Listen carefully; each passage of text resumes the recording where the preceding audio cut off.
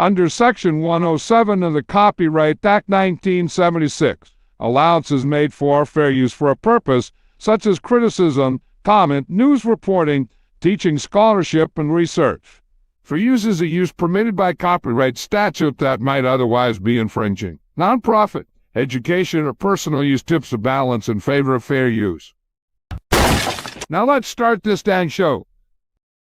You gonna have any fights this week? Oh man, we gotta have some fights.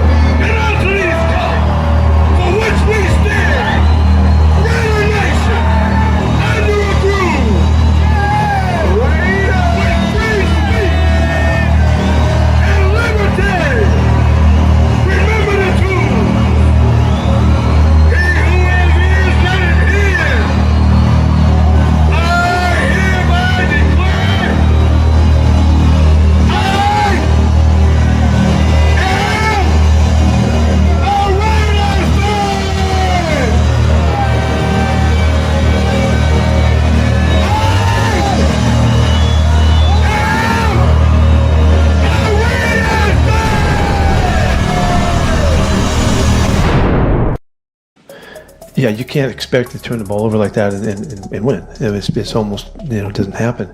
But we overcame it because the defense was so spectacular in the first half, making those stops. They were great. And it gave us a chance. The score could have been ridiculous after the first quarter, but it wasn't. And so we learn, we grow, and we have to do better. And the game comes all the way down to we had to stop them in the last drive, and we didn't get it done, unfortunately. And we went right down to get field goal range, and the guy comes off the edge and makes a block, made a great play there. So it's tough. It's tough to come in here twice, for our fans and not come out of here with wins. We really set our sights on getting this thing jump started today, and we didn't quite get that done. So it's still out there for us. Pete, after Geno's third interception, he now leads the NFL. Was there any consideration to going with Kenny at all? No, we're not there. Was there enough good today to keep that big picture in mind for you, despite the loss, and it's still early? Yeah. I mean, we undertook our defenses undertook about as much duress as you can in this 4 games of this season, and the leadership and the mentality and Patrick's job with these guys and the coaches to keep those guys on that kind of an edge throughout, regardless of the situation, is incredibly valuable and will continue to be a valuable aspect of our team. And they know. They have that feeling. They're not worried about it. Whatever the tough situation is, they're okay about it. And we've had way more than we need to work at that stuff. Geno, you talked back in May about being brought in to lead this offense and efficiency and how this offense needs to run, and now you're leading the NFL in interceptions. What do you got to do to fix that? Number one, take care of the ball, not throw interceptions. That's the simplest way I can put it to you. But first of all, I owe it to my teammates, really, to go out there and play better. And I felt like we had a great week of practice. I felt like the process was there. I felt like I was feeling good about what I was seeing. The game plan was great. Guys fought their tails off. We guys deserve to get this win, and I let those guys down. So there's a lot of things I'm gonna have to fix within myself. That's the reality. And I'm not gonna sugarcoat it. I got to be a lot better, and I am a lot better. But it hasn't showed up. The guy that I'm supposed to be hasn't showed up yet. And so I take pride in, fixing this stuff. All right there. Asylum. Where's the music? I was pissed off at Geno. I don't like what he had to say. Come on, DJ. My bad. Keep the party running. What party? All right. Welcome to the cage match. It is Wednesday after first quarter of Raider football. We are 1-3. We had a great win in week 1. We had a WTF game in week 2 on Monday night. We have a... Wait, was it really a WTF? Yeah, because Smith threw 3 interceptions. That's why.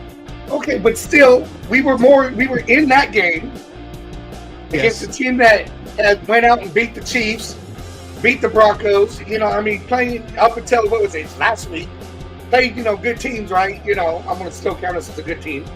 Going out, is a good team, and we were in that game. The WTF game. It was week 3. Yeah, that was what the fuck. In Washington.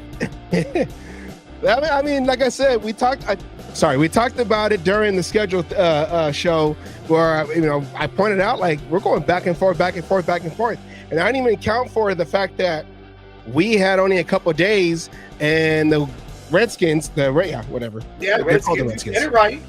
The Redskins had a full almost 8-9 days. So, but we're not gonna use excuses. But then we come home, our fans.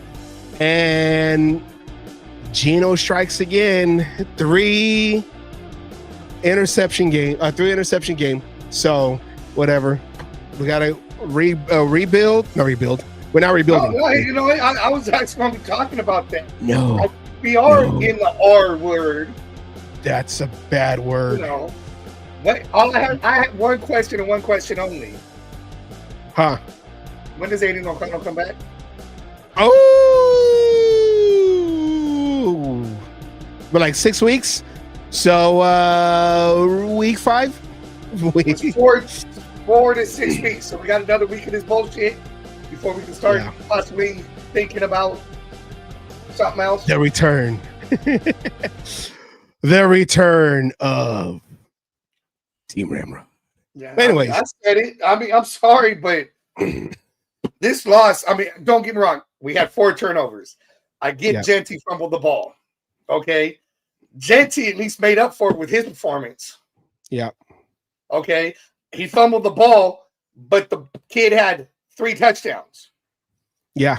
Geno Smith throws 3 interceptions. Granted, he threw two of those touchdowns, but the rest of the performance, I told you, my one concern about Geno Smith, the minute we traded for him, boy, has he not let me down.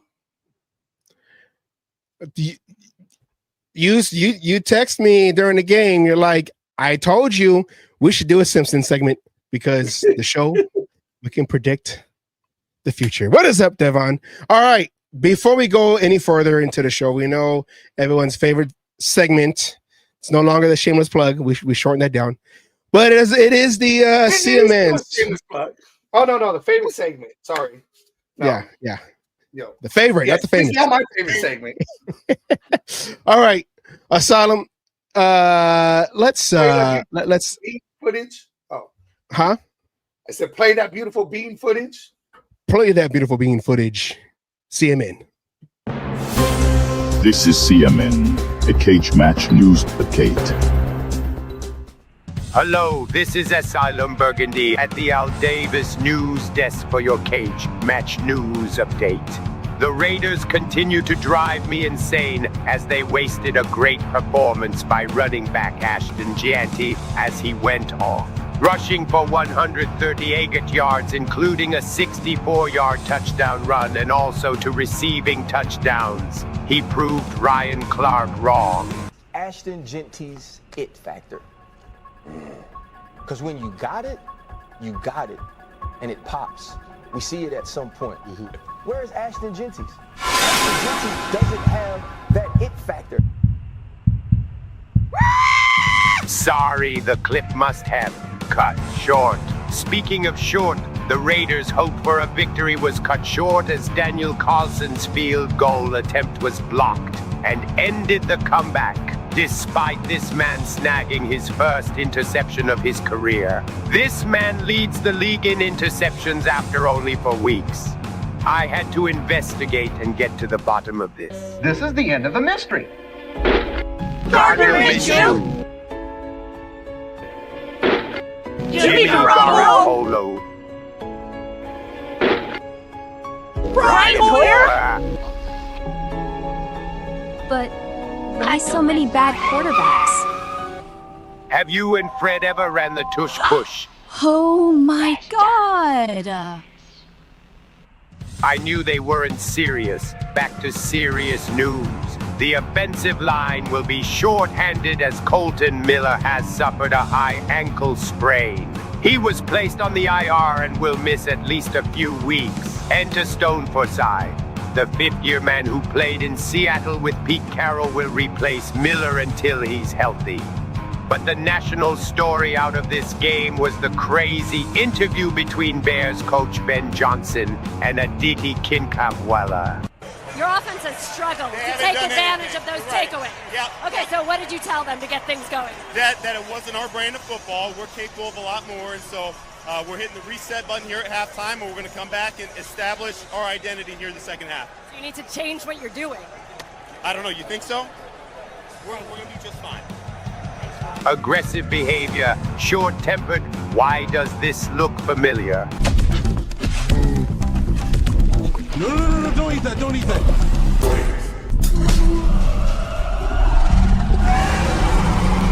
Run, Kiki, and finally, the NFL has made official the Super Bowl halftime show performer. It's not Taylor Swift, it's not Adele, and it's not Taylor Swift. It's this guy. Okay, Bad Bunny will be the performer this year, and I guess we have him here live via satellite. How does it feel to be chosen as the halftime entertainment for Super Bowl 60? Hey, I know you. You in a golf ball del Happy Gilmore numero dos. I hit you con stick. I am not a golf ball. Okay, this was a waste of time. Viva Puerto Rico! Can someone cut the feed? Thank God. We need a damn win. Go Raiders.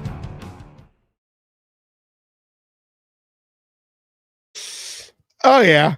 I think Ennis is the best right here. The straight facts news. Oh, Silent Burgundy. Silent Burgundy, brought to you by, James Earl Jones. It's a match made in heaven at the Al Davis desk, I thought the real problem should start with the coach. And I think if our DCLC wasn't Raiders, they wouldn't get a job in the NFL. Just saying, guys. Oh, Ryan Clark is yeah. Okay. Well, you saw Bad Bunny. We got Bad Bunny on the show, and then he called. He thought he's like, wait a minute, he's a golf weren't ball. you on Happy Gilmore too? Weren't you one of the golf balls? Okay, that is your scene report. A Silent Burgundy don't take that kind of shit. Hey, he's getting down to the real serious questions. Hey, hey, Daphne, did you and Fred ever run the tush push? Oh yeah. Okay. Silent Burgundy sounds more like the young Vince. It is Vincent Price. If you know, you know. That is Vincent Price's voice. So R.I.P. to Vincent Price. R.I.P. to James Earl Jones. Yes. And hopefully not R.I.P. to our Raiders season. So let's talk about that asylum. Let's talk about that. Let's go right into it. Sorry, I kind of derailed the show with how you doing? Well, let's get into it right here. Pete Carroll. Oops, wrong one. Right here. There we go. Okay. Why am I so big?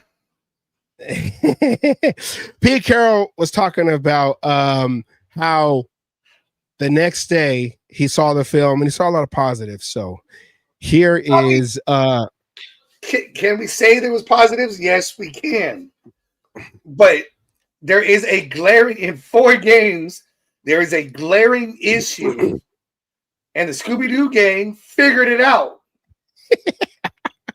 Okay, we got Jimmy Smith playing for us.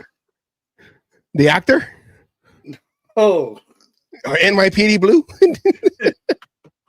Geno Smith's doing his best impression, and he's trying to do it better than even Garoppolo can.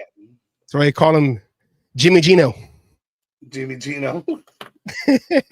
All right, here's Pete Carroll talking about what Geno he saw. Garoppolo? Geno Garoppolo. It all works, GG. Raiders should trade for Russell Wilson. Hey, I hope you lose every single one of the rest of your your damn fantasy games for that statement alone. I didn't say it. He said it. KDO. And then, of course, our special teams suck. It's been bad the last 2 weeks. But let's get into it right here with Pete Carroll talking about what he saw the day after. As you watch from the day after the game, here it is right here. Yeah, when I got back to the office last night, I wasn't sure how I felt about the game and how it could affect us. It did affect us, and watching the film, the way the defense played under all of the challenges that they had, the aggressiveness, the consistency all the way throughout, the challenges of the sudden changes. I thought they were spectacular in that, in putting forth a great effort. For us to come out of that game and run the football as well as we did, and protect the quarterback as well as we did, to see Ashton, you guys have all said it. Everybody's been saying, well, he just needs to break one run or whatever. Well, he did, and he had a great game, and he looked fantastic for us. And Raheem looked really good too. I thought the two complemented well, and I thought Chip did a nice job of taking what was there in the running game, and it was a big game for us, So when I come out of away from, watching the film last night, I saw nothing but upside. And because the ability to run the football, to have a running back that is a real threat, a running game that's a real threat, allows us so much balance, so much better chance for balance in what you present to your opponent. And that's what I've always been seeking. And I thought that was the first time it really felt like that. And I'm going with it. I'm going with it. We're going to continue to do the things that make a good football team, present themselves to your opponents. And you have to do all of those things well. And so it doesn't mean that you run the ball the whole game. It means that you have that opportunity when you get your chances that you can take advantage of it. And that feeds the play action game, and it keeps us out of dropping back and adds to the protection, which it couldn't have been more classically demonstrated by no sacks. Geno ran the ball really well out of the pocket and got out of there. So all of that comes back to it's about the football. We gave the ball up too much, and it wasn't. Oh, yeah, I want to pause it real quick. We're talking a lot of positives, Asylum. Okay, no, but I'm hearing fucking coach bullshit. Okay, because he does not want to talk about his guy, Geno Smith. So if he just sits out there and pumps up, the positives. Yes, there was positives, but we turn around and we lost Colton Miller for, he's on the IR. If he's on the IR, it's a minimum of 4 weeks. Mm-hmm. Now we got Forsythe which we don't know. I did watch somebody who's not happy about that and showed every fucking video he could find about his shortcomings, we'll call it. Now that's easy to do because, you can also go out and find the videos where he probably did good and just focus on that. You can go back and forth. Let's go. But Forsythe, I don't think is a Colton Miller. Okay. So now we're even more iffy about this offensive line, which can or cannot affect Ashton Jeanty, because that was the side Jeanty was going to and breaking off some of those big runs. That 64-yarder was to that side. To the left, yeah. Like Beyonce. But, to the left, I want to put the focus on. I told him, I've been saying it for the last, 2, maybe 3 weeks. Live up to that C on your fucking chest. I didn't say the fucking iron captain, okay, for interception. You know what I'm saying? Live up to the C. And, the people who want to sit there and listen to Geno, and Geno saying the same shit Derek Carr said, that nobody wanted to fucking hear from Derek Carr. One bit. Oh, I'm tired of it. Then why aren't you tired of it from Geno? Is it because because it's a new person saying it. It's Geno. To me, it just repeat right now. It just sounds like he wants to avoid any talk about Geno. 7 interceptions in 4 fucking games. Well, I was going to say, are we at that level, like as the Raider, as an organization or as a team now, with the level, level of talent that we have and everything, are we at that point where we can accept moral victories? Like the expectation. I guess that's what I was trying to say. The level of expectations. I mean, like where it's like we're on the side of the, like on the spare change. Are we at spare change level, or are we like, no, I want results? No, we're at I want results. I mean, that's what it's at. I mean, there was the trade for Geno. It was, I don't want to say 50-50 split, but it was probably close to 50-50. You had people who loved the idea. You had people who, weren't too thrilled with it. Like I said, I'll say it again for the umpteenth time since we traded for him. I give a flying fuck about those 4,000 yards he threw last year. I guarantee I know where they came from. They came from the garbage time, from all those interceptions he threw last year. That's where he got the 4,000 yards. Oh, Devon, don't you start that bullshit. Don't you start that bullshit. He could be available. Also, the quarterback, he's not starting, but the quarterback who we're facing, his team, Richardson, could be available for the Colts. Yeah, but do you really want Richardson, who quit on his team? I'm not saying. I'm just saying that there are many options out there. Yeah, when it comes to young quarterback, wait for him to come back from injured reserve. That's what we're waiting on. The Raiders are on a POF, plenty of fish. Okay, well, whatever comes up. Okay, they're just trying to tender right now. Whoever wants to come and hang out. Hey, man, we're lonely for a quarterback, man. Quarterback. Just come over. Just come over. All I'm trying to get at we can YouTube and chill because I can't afford Netflix. We can YouTube and chill. Commercials. This go back to what Ed said here, right? He wanted to blame coaching and put it on coaching. That's fine. I think it's time for our head coach to get into our quarterback's ass. I mean, all the way to the knee. Don't just stop because your foot slipped in. Go all the way to the knee because these interceptions are unacceptable. He got away with like no, I was gonna say you gotta be like Major Payne and put my foot so far up that you're gonna taste it, or the sweat from my knee will quench your thirst. Yeah, that's what I mean, something's got to be done in that. I mean, he got away with it in the first game. He was throwing into coverages, and stuff. Surprised at the second game, and then turns around and throws 3 interceptions. Now he's throwing into coverages. He's telegraphing where he's going. Yeah, it's telegraphed. Why were they able to get some of those? It wasn't overthrown balls. It wasn't a tip drill. He telegraphed where he was going with his eyes, and they just sat there. He didn't see them until he releases the ball. So I don't want to see you pounding a helmet on the ground. I don't want to see you slamming a helmet on a bench because, you're mad. Go out there and do what it takes. Go out there and, study the film. Whatever it's going to take for you to fix the problem, I don't want to hear about it no more. Be about it. Yeah. Because go ahead. Well, I'm going to say this last game, and it was what be nice. It was about 50-50 Bears and Raiders, and I got tired of hearing the announcers, "Oh, Bears Nation is going wild," and shut Bears Nation. Okay.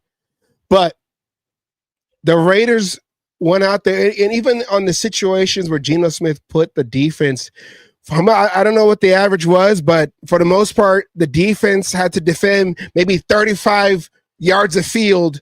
And for the most part, I think they got away with like 1 or 2 field goals, like one field goal. So the defense, Max Crosby got the interception. So the defense went out there and they got the ball back, to basically try to. Defense came back to the defense that we expected out of them. The defense, as it was said earlier, the defense played lights out. Yeah. I think it was Devon. Somebody said it. I want to give the credit to the right person. Hold on. Who said it? Somebody said it was lights out. 30 yards of field that the Raiders. But again, well, somebody said, but they did. When it comes down to it, you had Jeanty being able to run the ball. Okay. Mm-hmm. And yes, we know, and we'll talk a little bit about it. It happened to be on the game that he brought the stance back. I don't know if he did it on his own or it was just said, do your thing. And it worked out.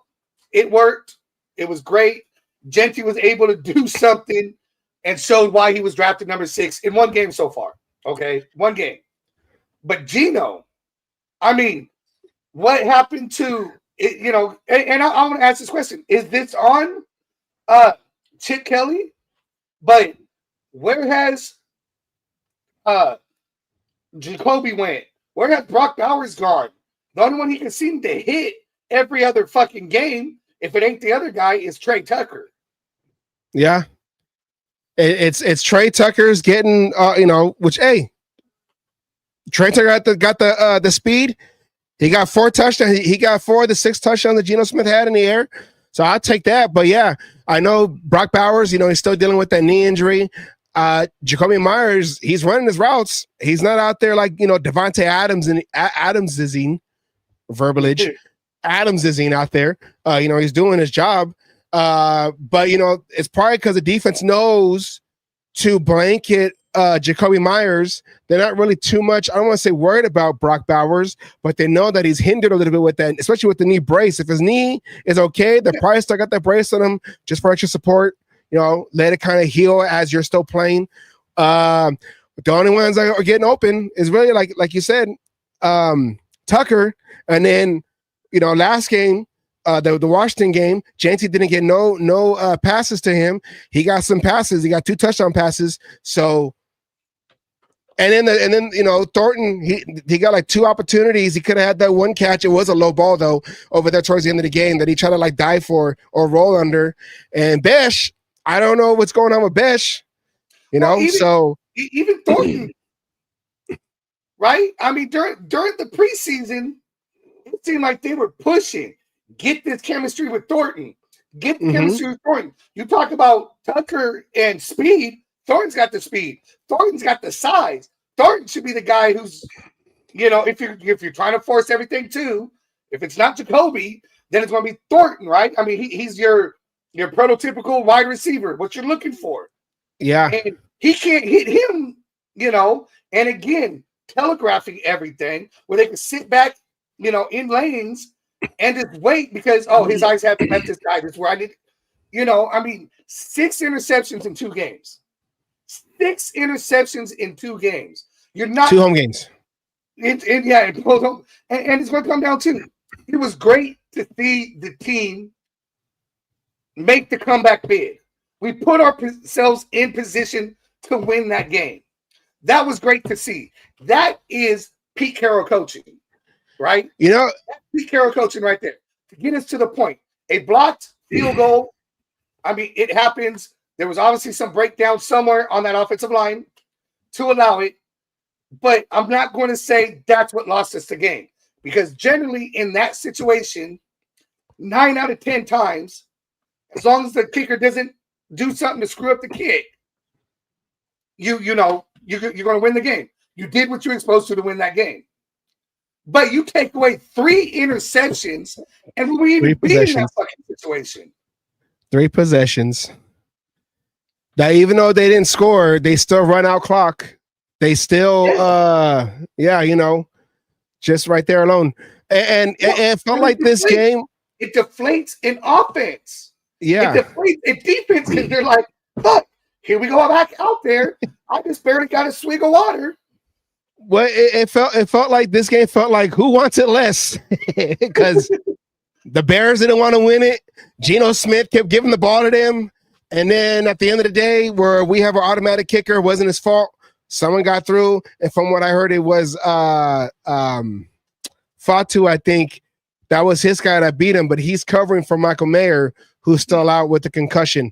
Let me finish playing this video, and then we'll start talking about Geno Smith and break down those 3 interceptions that we were all like, you did the same play, went through the same guy, and the same guy intercepted it. So here we go. Wasn't that they scored with it, because I think somebody said some stat about we've had a ton of turnovers here at Allegiant, and opponents have scored like 12 points off those turnovers, whatever. Is that the right number? 13. Yeah. So that just paints a picture of where we're capable of going. It happens to be 1-3, and I can't do nothing about that right now. But what we do going forward is build from this opportunity to be a balanced, well-presented, difficult defense to run the football at, a team that can stay on top and do those things right. Now, the other problem is we've had some issues in the kicking game that have been significant. Getting the game winner blocked is significant. And the week before we weren't very good. The Washington game was really an outlier for how we played, and that's done also. But I think we can feel by the end of this meeting today, and by the time I get with our guys and show them what we're talking about, we're going to have a feeling of what we are going forward. Also, you're not asking any questions, so I'm just going to keep yapping. This was a really important game for us to demonstrate to ourselves what we are when we play at home, and the effort and the mentality and the willingness to hang with it no matter what happened was demonstrated. That's the mark of a team that I recognize and that I'm trying to build, and so I felt good about that stuff. And unfortunately, we lose by a point, so that's kind of what it felt like. Okay, see, I'm sorry. He just proved my point there about protecting his boy Geno Smith. He put it on everybody else but Geno Smith. Oh, we have problems in the kicking game. That's been showing us a real lot lately. We had the field goal blocked. But let's not bring up the point that your boy threw 3 interceptions in the game, and we shouldn't have been in that fucking situation, not with the way the running game was going. He pointed out, we might have our 1-2 punch at running back. We're going to have to see one more game, right? We still have to one more game, but maybe it's, Jeanty and Mostert as that 1-2 punch. Together on the field, they both played well or ran well. Yeah. So maybe we got our 1-2 punch right there. But the fact that Geno threw 3 interceptions and you don't want to call that out, that's him protecting his boy. I brought him in. We're not going to talk about that because that's my guy. That's what that whole interview just felt like to me. I'm sorry. Well, they did ask him. They did ask Pete, hey, Pete, basically what's up with your quarterback? So here he is right here. Pete talking about, this is about Geno Smith's confidence and so forth. So here it is. You've been with Geno for a while. How does he compare what happened last week? He's done it. He's already done it. I thought he did a masterful job of accepting the responsibility. That you guys would all think is so obvious. The turnovers there's a lot of reasons things happen, but as the quarterback, you got to shoulder it, and he did exactly what he should do. He took a day that he needed, and another day that he needed, and he's back to full speed, ready to go, and his brain is on, his mind is clicking, and he's excited about this opportunity. I was wondering at what point where it becomes a serious concern. I know you guys, Geno's good at bouncing back. I don't know that gauge. I don't know what you're asking me. I don't know what that gauge would be. At what point? I don't have a gauge for that. I've never gotten to that point. Geno's excited about that paycheck he's getting. That's what he's excited about. Excited for this opportunity. He said, I got paid. Let me spread the love around. Oops, to the wrong team. Well, let's think about it this way. Do we trust Pete Carroll because we've seen him do it before? I know he did it with he didn't do it really too much with Geno Smith because he was let go 2 years into Geno Smith starting. Geno Smith went to the playoffs those 2 years, I believe. And then the last year when Pete Carroll was not the coach, they had a good record, but they didn't make it to the playoffs. But because it's Pete Carroll and because he knows Geno Smith, after these 4 games on how Geno Smith performed, what's our trust level with Geno Smith, with Pete Carroll, with Geno Smith under Pete Carroll, and with Pete Carroll knowing when to pull the plug on Geno Smith? My only trust level with Geno Smith is I know he'll throw an interception. That's as far as I trust Geno right now. It's in the sports books. Put the bet on. I mean, DraftKings. I mean, looking at these, through 4 games, 63.8% of completion percentage, 948 yards of passing, 6 touchdowns right there in big red box right there, 7 interceptions. Leads the league in interceptions. I'm going to say this. For the people who think I'm just harping on him and picking on him and shit, the 3 interceptions he threw in this last game, he wasn't rushed. It was a clean pocket when he threw the interceptions, all 3 of them. So it wasn't that the line didn't do their job. It wasn't that, he was scrambling around and do whatever. There was a clean pocket for all 3 of those interceptions. Yeah. No hurry. Like you said, no hurries. Like you saw right there with the offensive line, the only difference was JPJ came back and you saw JPJ go around the field. So it's like, what competition? What competition? I should be not penciled in, not inked in. I should be sharpied into this lineup. No interceptions, and I'm sorry, no sacks, and you had the 3 interceptions, which is another game to add on to his 3 interception career game. Now he has 6, 2 this season, both at home. So the next home game, expect 3 interceptions against the Titans. No, let's not say that. Let's not say that. Let's not say that. At the rate it's going, what did I tell you? I did the math. He's on pace. On pace. And this is throwing, as we go right now, 3 interceptions every other damn game. On pace to throw 27 interceptions for the season. What's the record? Does anybody have it? For what? What's the record for most interceptions thrown in a season? I know it's Brett Favre, isn't it? Oh, I don't know. I don't have the number. That's why I'm asking. Oh, I didn't know. I thought that was a hook. No. I just thought of it, and now I'll kick my own ass for not looking it up. What up, Raiders Renaissance? I'm sorry, Resistance Renaissance. Raiders Resistance. My bad, I said it wrong. My sister wants to know what is the status of AOC, and he has that wrist injury. We want to say it was like a 6-week, right? So it was 4 to 6 weeks. It was 4 to 6 weeks. That was the second preseason, right? Or was it the last one? No, the last one. Last preseason game, you had a bye week. So this is 5 weeks. So we'll say, hopefully, in 2 more weeks, I'm giving him a week or so, he'll be available. At least 2. Because, I mean, and possibly. I don't know. Kenny Pickett, I'm maybe bad situation. I don't know. He was with the Browns. So that's going to be the question is, as he's coming off the injury, is he going to beat Kenny Pickett out for the number, 2 QB position? And is he going to sit at 3? Or is Kenny Pickett going to drop, 1 to allow for O'Connell? We're going to have to just wait and see. Well, we heard from the coach. Now let's hear from the man himself. Geno Smith, please come to the stage. Now that you've had a little time to reflect, look at tape and everything, what are some things you want to correct to get things going better? Yeah, just take care of the football. I mean, that's the main thing that I saw from that game. I thought we played a good game on offense. I just think turnovers are obviously going to be a killer, and that hurt us in that game. But even with all that, we still had a chance to win at the end. So we have a really good team. Obviously, our record isn't what we want, but I feel good about us getting this thing going. A little bit better when you look at the tape and maybe the answers are right there, so it's not a big mystery. No, I don't feel better at all about the loss, honestly.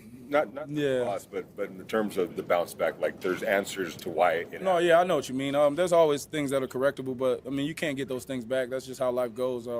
Unfortunately, that's what happened in that game, but I'm still confident in my guys, still confident in myself, still confident in the trajectory of this season and where this team can go. So, I would wish, if you could look at things in hindsight, you always think of things you can get better at, but the reality is you got to make the plays when the plays are available, and so that's kind of how I look at it. Geno, have you seen any commonalities between the interceptions that you thrown? They all came out of my hand and ended up in the defense's hand. So those are the things that I've seen that are in common, and those are the things we got to correct. You always talk about you being your toughest critic, and you're always going to be hard on yourself. How in game do you not think about the last play if it was a bad play? Just clear. Well, you gotta focus, man. It's not easy to do, but luckily for me, I've had a lot of obstacles that I've had to overcome in my life, and it's really always gave me great perspective. So anytime there's a mishap or a play that you wish you could have back, you really can't get it back. So you got to focus on the next play, and so that's what I do. I focus on being where my feet are, being here in the right now. Again, things outside of my control are the things that I can't get back. I got to focus on what I can control, and I feel like I do a pretty good job at that. You can control whether you throw an interception or not. That is true. Thank you, Devon. I agree with this statement right here. Well, you know what? In the show, we do a lot of teaching, whether it's history or whether it's just common knowledge. So let's do one for Geno Smith. Here, we're going to do a little smarten up. I got it. Here we go right here.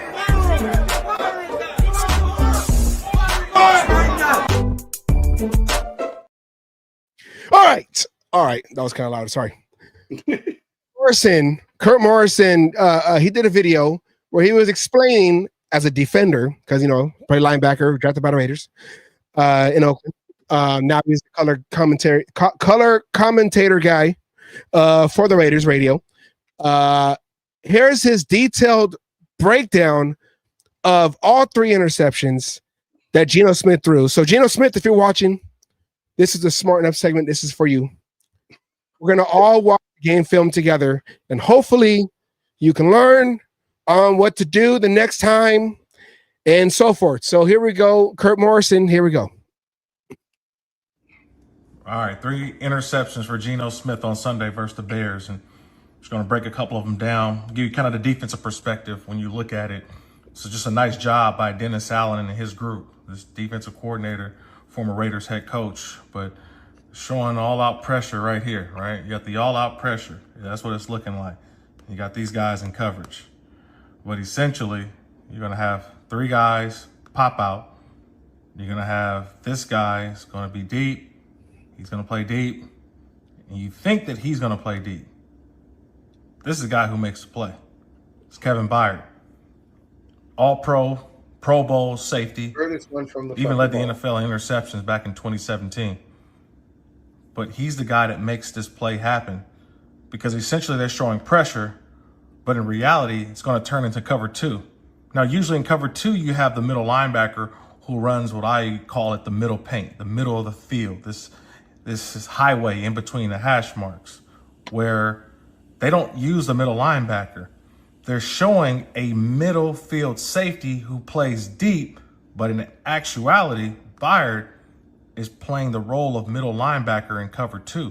Is going to come up and rob right in here because he knows it's 3rd and 10. Raiders need to get right here. They need to get this much for a first down. And watch Byard here. This is outstanding play by Byard. Just watch him. They drop out, cover 2, and then there goes Byard. Right there. Interception. Okay? We want to look at it again real quick. Byard, look, he's not going deep. Look at his stance. His stance is he's not backpedaling. He's trying to rob that. He's robbing that. He's not playing deep. And there you have the interception. Let's look at the back end of it real quick. The Bears were wearing white. That's why he Right was here. thrown to the Bears. There's Byard right there. Looking at the quarterback. All he's doing is playing middle linebacker from deep. They're not worried about the deep. Look, he jumps it because he's playing in here. He's not playing the deep field safety. That was interception number 1. I mean, wouldn't that be in film study? Wouldn't that be like, I mean, I don't know. I was offensive lineman in high school. They didn't really teach us, they didn't really show us film study on defensive linemen. And actually, when we did film study, they didn't teach us how to study. We just kind of sat there and half asleep, because school, it was boring. And we were just going to go out there and maul the guy in front of us anyway. So whatever. But wouldn't that have been in scouting reports that watch out for that guy, that the linebacker who's showing as he's a safety? Shouldn't you see that by the number? I didn't see his number, but shouldn't you have seen that? Like, oh, okay, that guy's right there. We've seen this in tape. Well, I don't know. Maybe he got the same CD as Jamarcus Russell. Blank. We still use CDs. We still use CDs. It's the Raiders. I'm just saying. I mean, and I agree because when you see him throw the ball. Hold on, wait. That's funny you said that because that was Kurt Morrison too. Talking to Kurt Morrison, he's the one that knows that's okay. Anyways, sorry. Go ahead. We're catching up now. Now that my camera's not. But I saw 3 white jerseys there when he threw that ball. 3, not 1, not even into double coverage, but 3. Yeah. And that's where a lot of his interception will happen, where he forces it where there's a lot of people there. And that's that gunslinger. And I get gunslinger. Okay? I get it. Brett Favre was a gunslinger. Okay? I get it. Interceptions, tend to happen.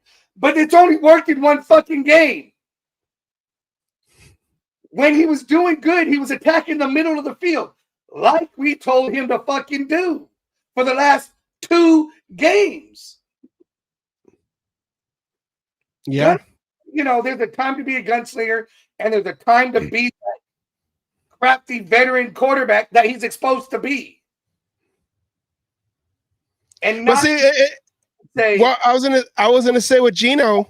I'm trying to say, Favre can make a lot of those throws that Geno's trying to make and can't even get it there. Favre had zip on the ball. Yeah. Favre also ran a lot more than Geno has all season. I was going to ask you, who is more dangerous on the ground, Geno or Brett Favre? We'll say not as of right now, I'm going to say Brett Favre. Right now at 60? Right now, at 60, he beat Geno Smith. Doing jeans commercials, I can still run. Well, I mean, because I'm saying is that Geno Smith, we kept saying it the last couple of games, is move out the pocket and make some plays on your legs, because when you move out with your legs, they have to account for you running it, and he's shown that he can get chunk yardage when he's using his feet. If he has to just abandon the pocket, he did it in this game. Yeah, he did it in this game. Yeah, and then he turns around and does stupid shit. Oh, I see. I'm telling you, I figured it out. It was white jerseys. We play on the road in white jerseys. He likes throwing the white jerseys. The Seahawks played with white jerseys. He likes white jerseys. That no, debunked, because he had interceptions for the Seahawks too last year. Yeah, probably when they were wearing their blue jerseys, not the white ones. The away games are where he threw us. I don't know. Let's look at the second interception, because as we saw in the broadcast, we all watched it. Is it single season? Oh yeah. Cato got it. But earlier, but resistance. I was going to call him out. I was just going to show it because he took the effort to go look for us. So good job, Cato. Good job. Damn it. Resistance. I'm sorry, resistance. I keep saying it's not resistance. Is it resistance? Yeah, because I give there's Raider Renaissance and there's Raider Resistance. I am not. Hey, thank you gonna both get you mixed up. for getting that stat for us because I came unprepared because the question didn't come to me until I was in the middle of a show. Well, let's look at the second interception because it was basically, like the broadcast said, identical, almost to a T. Probably give or take whatever yardage they were on, but it was identical, just about to a T. Dennis Allen got his revenge again, facing his old team, the Raiders, as defensive coordinator for the. Who do you play again? You know what I'm talking about. The Bears. The Bears. The Bears. The Bears. All right, coming back, play number 2, or interception number 2. Same thing. They run the same exact pressure look, right? You got everybody showing all-out pressure. There goes Mr. Byard again. And what are they running? Essentially, again, cover 2. And you even got this guy bailing out late. So he's got a half. He's going to have a half. He's going to play that short outside flat. He's going to play here in the hook. Linebacker's going to come here in the hook. And you got Edmonds is going to play down here on the hook. Again, but watch this. Byard, all-pro safety. 3rd and 7. And look at where his eyes are. His eyes right now are where? On Jacoby Myers. He knows right now, I'm waiting for Jacoby Myers to do what? That little in route. He's waiting for it. He doesn't care about this guy going out. He doesn't care about Brock Bowers is going to do a sit. These guys back here are taking away Dante Thornton. He's knowing Jacoby Myers right here. Showing pressure, but it's really what? Cover 2, and he's playing middle linebacker, but he's doing it 16 yards deep. Watch it. Look at it. Who he's looking at. Bam.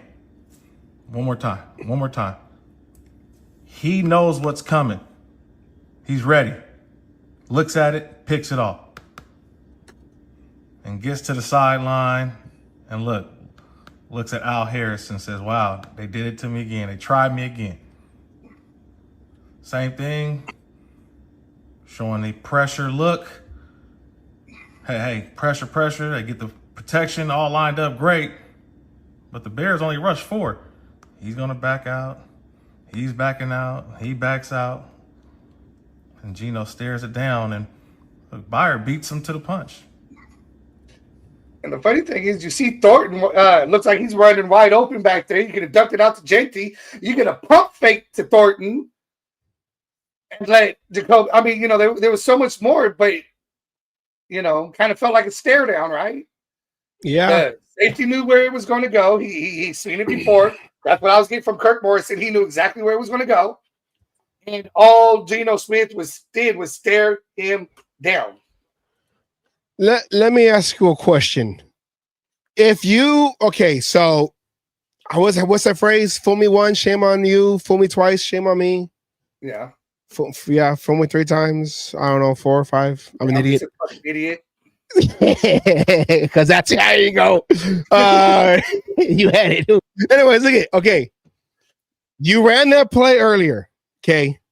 Same guy, same, the way he lined up on defense. Linebacker was deep out like a safety. Okay. You got picked off. Okay. You got me. Okay, cool. You run the same play again. You go down, quarterback, they scan the field, right? They're supposed to scan the field, see where everyone's at. He's supposed to know what route they're running. Everyone's routes are, You saw Geno, right? Walk up there, point over here. Watch that guy right there. Watch that guy right there. You saw him do that. So we're gonna go. Let me ask you backyard football. Okay, I know Katie would know this. We go back in the days at Roos School Elementary. Okay, you're playing. We're gonna go back, Arcadia. If you're still watching, okay, we're gonna go back to Portable B versus Room 15. Mr. Adler's class versus Mr. Kennedy's class. We always played each other every Friday before school was over. The teachers would get involved. Okay, our teacher looked like Doug Flutie. He was out there throwing. He was playing quarterback, the little short guy with the curls, and he was running around throwing. Anyways, okay. You go, you get intercepted. That same kid, you're going to do the same play. Okay, I want you to run, go to the soccer post and come in, and then you run to the slide and then come in. I want you to go along down the tam bark, and then I'm gonna go deep, whatever. So you know your buddies are what they're gonna run, and you see the guy who you threw the interception to. He's right there, staring right in front of you. Gamesmanship, okay. Going back to elementary school, wouldn't you go? Wouldn't you? He was our our teacher. Wouldn't you go and try to look off the guy because the guy is thinking, oh, it's the same play. I'm gonna do it again, like you said, either pump fake or look him off. But see, that's if you have that confidence back there, like, oh, okay, he's gonna try to get me again. I have the same confidence. I'm gonna run the same play, but I want to throw him off because you still got to respect the game, And Geno threw it to the same guy, lined up the exact same way. And Kurt Morrison said the only difference was that dude, that other guy that was lined up right there, that corner, that safety, that outside defender right there. Yeah, right out. Right. Yeah. But you see the same guy. He picked you off. Your receiver that you're going to throw to is on the same, line up the same way to your right. Basically your number one receiver. Did you not see he was standing right there when you threw the ball? Did you not account for him, what he just did to you on your last interception? We're running the same play. Oh, I see the same look. Oh, okay. Okay. They think I'm stupid. Oh, okay. I'm going to play around then. Go ahead, finish. Sorry, I'm not trying to interrupt you. No, I'm saying I was finishing, but yeah, okay. I'm gonna play around then. I'm gonna bait him and go like you said. You had Thornton out deep or whatever. What happened, Asylum? Isn't that what we would do? And I know I'm talking as like we're not out there playing. We're not out there making millions of dollars. All pro. This is what I did back in the park. But it's like a common sense. Yeah, there's NFL fundamentals and all that, whatever. But at the same time, it's a kid's game. Now, at the same time, okay, I'm gonna have a little fun. But you said it there, fundamentals, right? Yeah, amateur fundamentals. I mean, it goes down to what would have a pump. Okay, we were talking about right there. If he would have looked at Thornton and pump faked to Thornton, what would that have done? On that play, it would have given Jacoby Myers more time to run past where that ball got picked off at. Now, that safety should be trailing, not being able to cut in front of him for the interception, and he would be able to, as long as Geno threw the ball good, right, catch that ball in stride. Now the guy's trying to, tackle so there's no bigger yards instead of being able to, cut in front. All because you pump faked, throws everybody in their spot because he's not going to jump forward. He's going to be like, oh, shit, it's not going to Jacoby. Let me, whatever's going to be in his mind, at that point. Now Jacoby's those 2 steps. All it would have taken was 2 steps to get in front, 2 past before that ball's in the air and not get, picked off half a step before he's in front of the guy. Yeah. And it's like, and what I was going to say earlier was, okay, I get the gun slinger mentality. I'm going to show that I'm confident I can make these throws. But at the same time, if you're going to do that, you have to throw it in a way where it's either his ball or no one's ball. But he got away with it with New England, and he thinks he can just throw the ball wherever he wants. And they're not going to get it because that was a similar play, probably similarly defended, that our guys caught the ball because he was able to zip it up underneath the guy's hands. He got away with it in week 1 and now is so confident, so cocky, my dick slaps the ground kind of bullshit that I don't have to fucking listen. I'm just going to do as I want and I'm going to play the game that I want. I'm going to play it. I'm going to do what I want. And I agree. Coaches need to fix it. I'm telling you, Carroll needs to wear a white shoe. That way, when he pulls it out, he knows he went deep enough. A brand new white shoe and put it so far up his ass that Geno's walking funny for the next 3 weeks. We don't see him running because he's waddling. That's what we need to do. Can't do that with this offensive line, K, especially with he has to run. He waddles his way to a first down. I get it. He likes to throw the ball, and that's fine. You can throw the ball. He was being successful in the middle of the field. Jeanty was right there.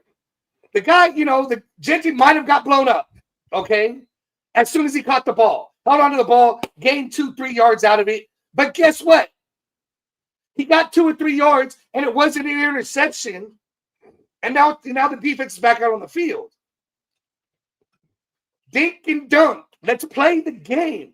Until we got 2 speedsters, let's give them help by attacking the middle of the field. They're giving us the middle of the field because we're not, as Peggy says, we're not scaring nobody in the middle of the field.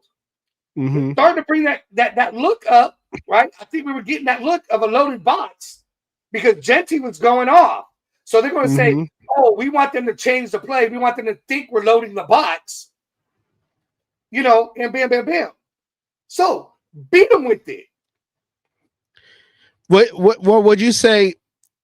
Because going off of what Arcadio said, that Chip Kelly likes to throw the ball. Is this a scheme issue, schematic play calling issue, or is this an execution issue? Probably leaning more towards this is an execution issue. This has to be execution. Yes. It has to be execution. Yes, Chip Kelly likes to throw the ball. Look, you had Ashton Jeanty, 3 touchdowns. How many of them were passing? 2. 2 of the 3 were passing. So that's fitting right into Chip Kelly's wheelhouse then, right? Chip Kelly's making plays to use the players, going. So let's continue to use Bowers, even on a hobbled leg, right? It's dangerous. We said this with Washington. We had 4 players who make their living eating in the middle of the field. So why are we not doing it? Because Geno wants to, be the big dick in the room. He wants to be able to say, all my passes were over 20 fucking yards.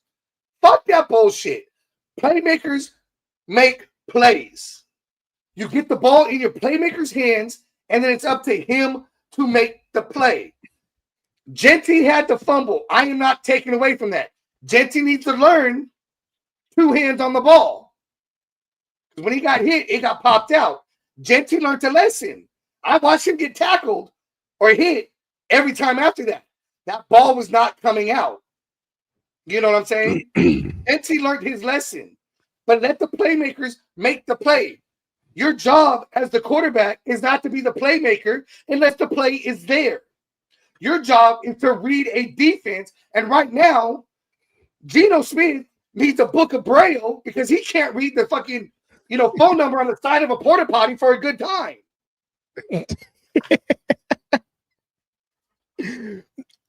Porta potties. Playing like a porta potty. All right, let's look at the last interception. Kurt Morrison on the last interception for a good time. Oh, God. You like that one, huh? Okay, at the last dirty play. play. This is the first and 10. Remember, this is the first play coming out of half. First play coming out of half. And this is the one on Geno that, guess what? You can't do this. Can't do this. Can't do this.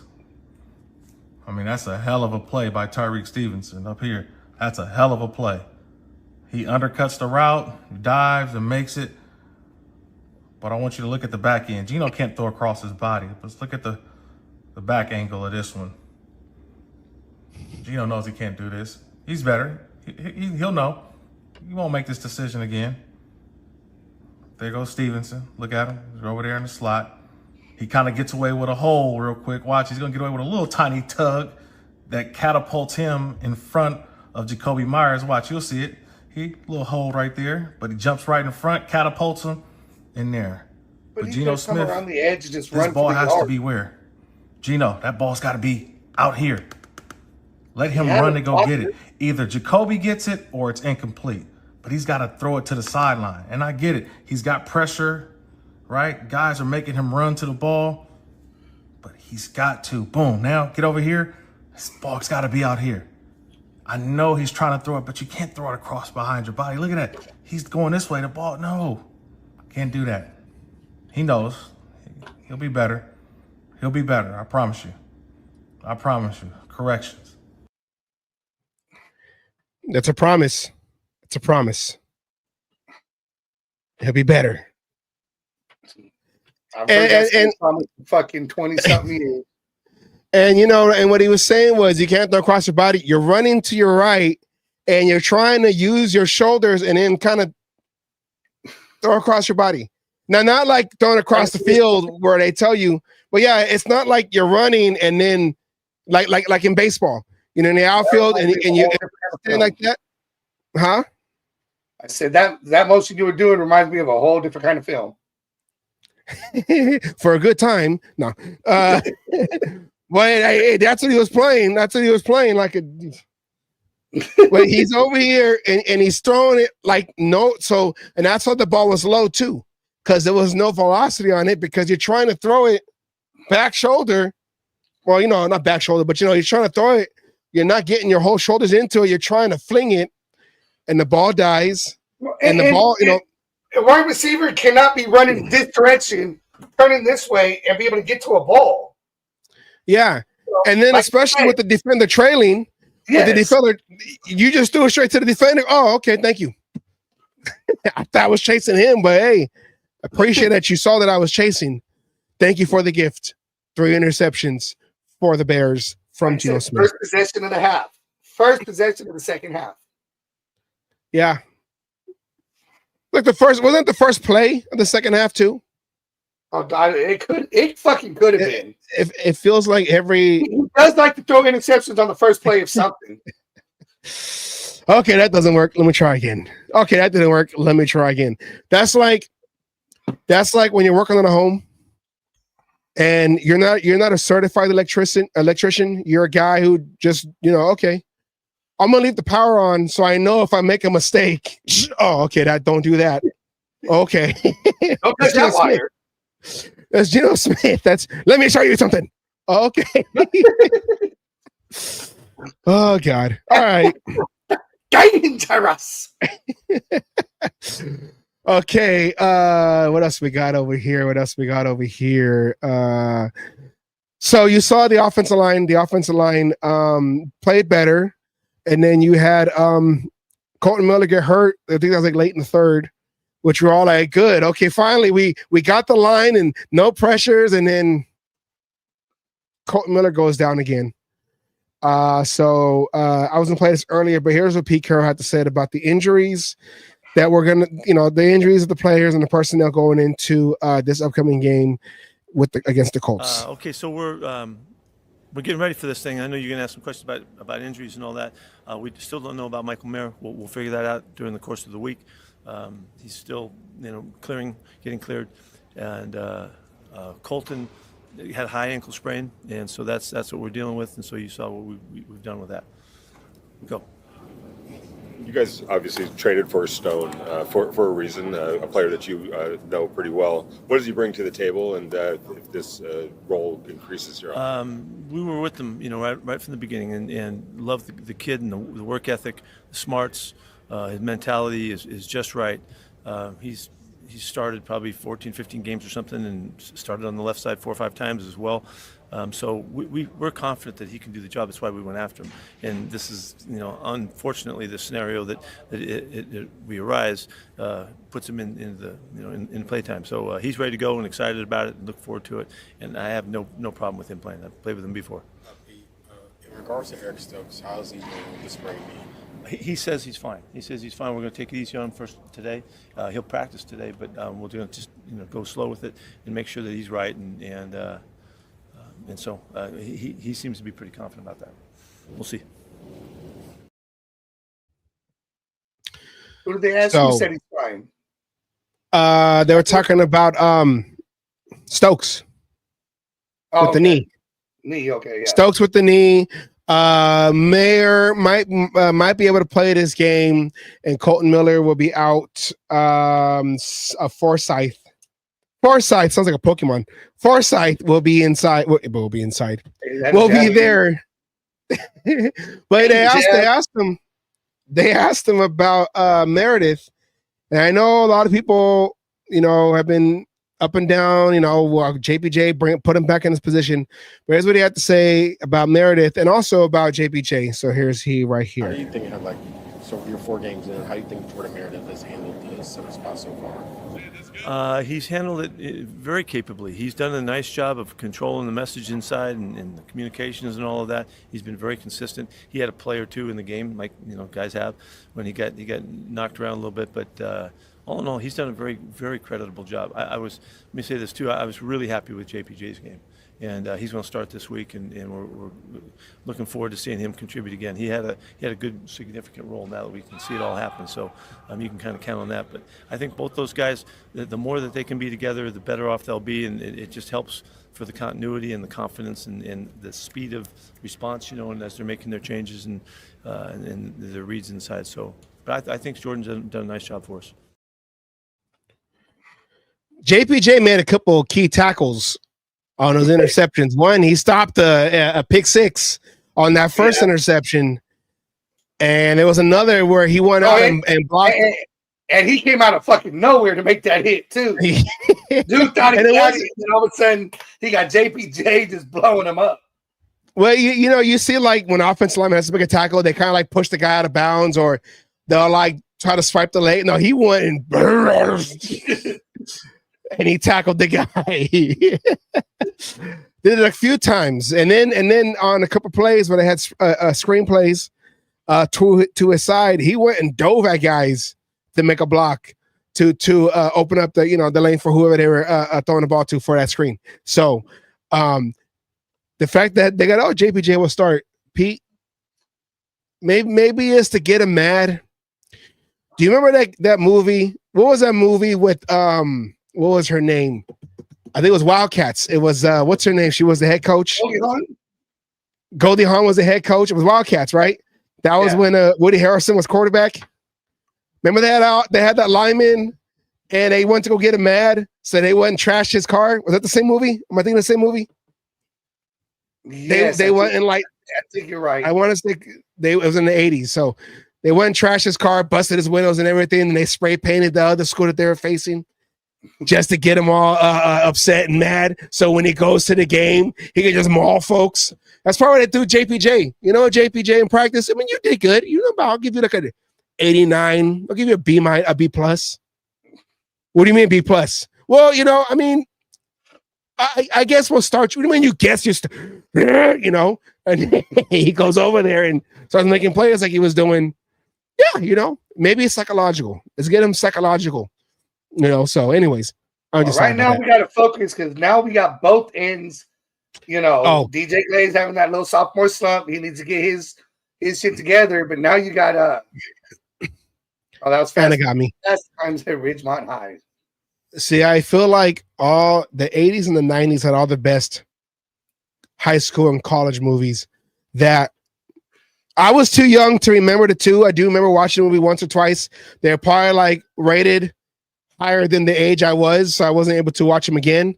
I know when you're like 12, even younger, when you're like 10 and you get introduced to nudity in movies, like, oh, boobies. What's that movie called again? Fast Times at Ridgemont High has the most paused scene in movie history. Just saying. Oh, yeah. Good times. Anyways, okay. Asylum. I know we lost. Did we? Movies I know very well. I know we lost. I know. Jessica's listening. Hi, babe.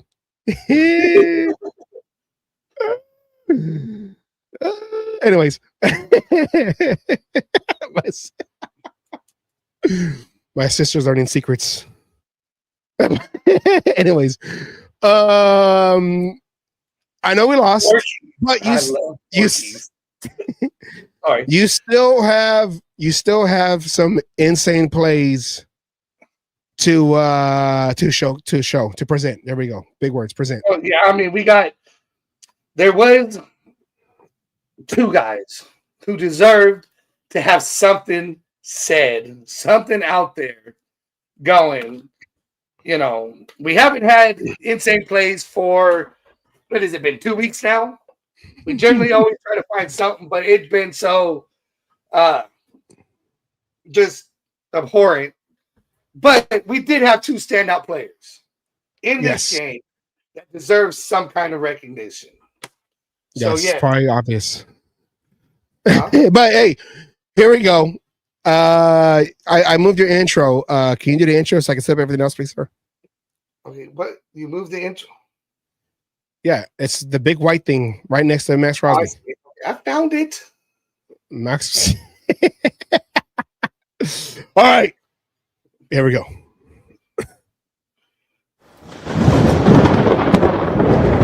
Asylum's insane playmakers.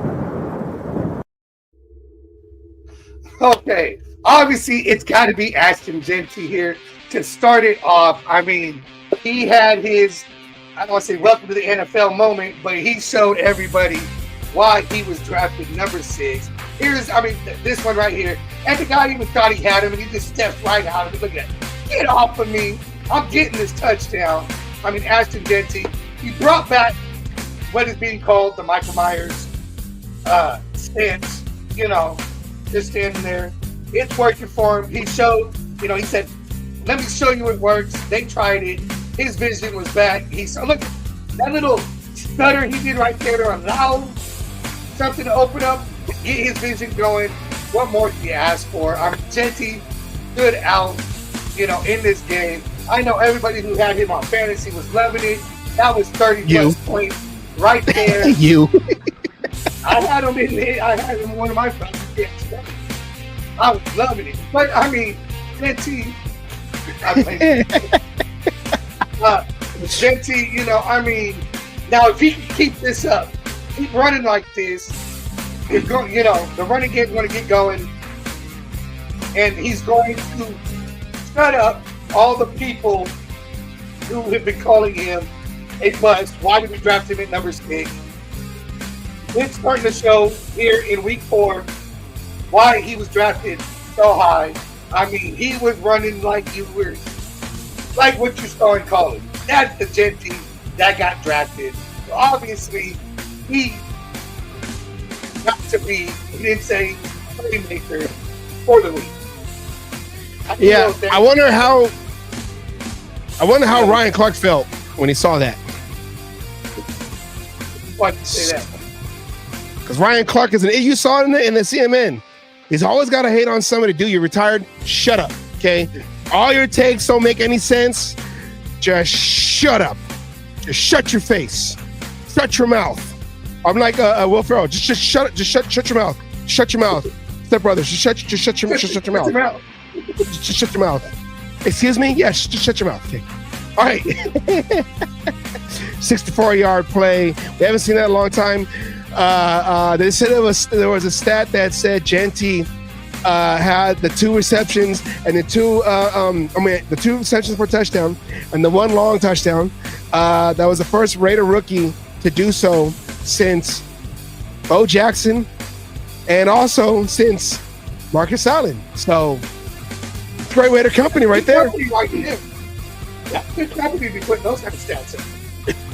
Yes. Okay. You want more? Here we go. At least he's not sitting there going, feed me. I mean, I'm glad that shit's going. He's too young to get fed. He has to fend for himself. Here we go. He has to fend for himself. And obviously, the next one is the one-man wrecking crew. Something pissed Crosby off, and he came out and decided he was not being stopped. And how long has he been in the league? 7 years now, right? I think it's the 7th year, yeah. Then he finally gets his first interception of his career. I mean, how much can you love that? I bet he wanted to take that to the house. If he had it, he would have died getting across that line. He would have crawled. But I mean, it wasn't just the interception. He was a one-man wrecking crew. He was constantly in the backfield.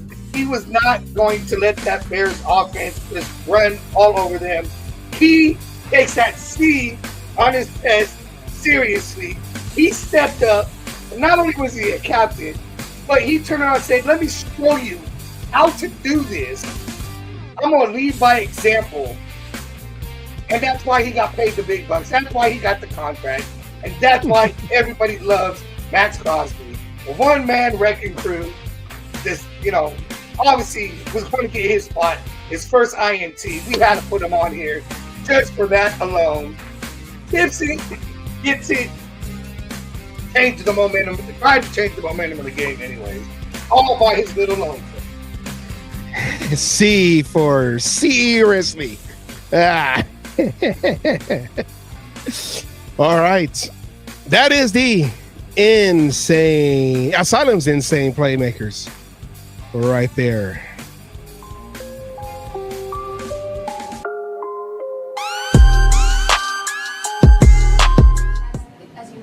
It does suck, and I'm sorry, just to circling back really quickly, it sucks to lose. It sucks to be in this position again. You've been here before, now with the new coach, and the story seems to be very much what we've lived in the past years. How do you, as a player, make sure that you don't let yourself down? I don't give a shit about the past, to be honest. Like, it is what it is. We got to find ways to win now.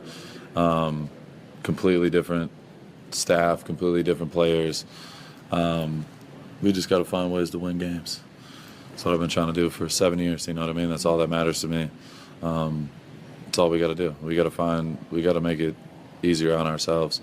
We got to execute when it matters most, and just close out games. That's it. It was too late. Might have Anyways, been a little jab. And I guess we could have added Tyree Wilson in there. By the way, Simpsons moment again. I told you guys to watch out for that boy. Told you to watch out for Tyree Wilson. He kept the streak alive for the Raiders. And I believe that is wrong. It is not the second longest current streak. It's supposed to be the first. They got it first now. They got the longest current streak in the NFL thanks to Tyree Wilson and that sack that he got.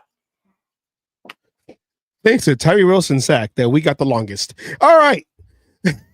Not just joking. I almost took that completely down. Yeah, that almost went down a rabbit hole right there.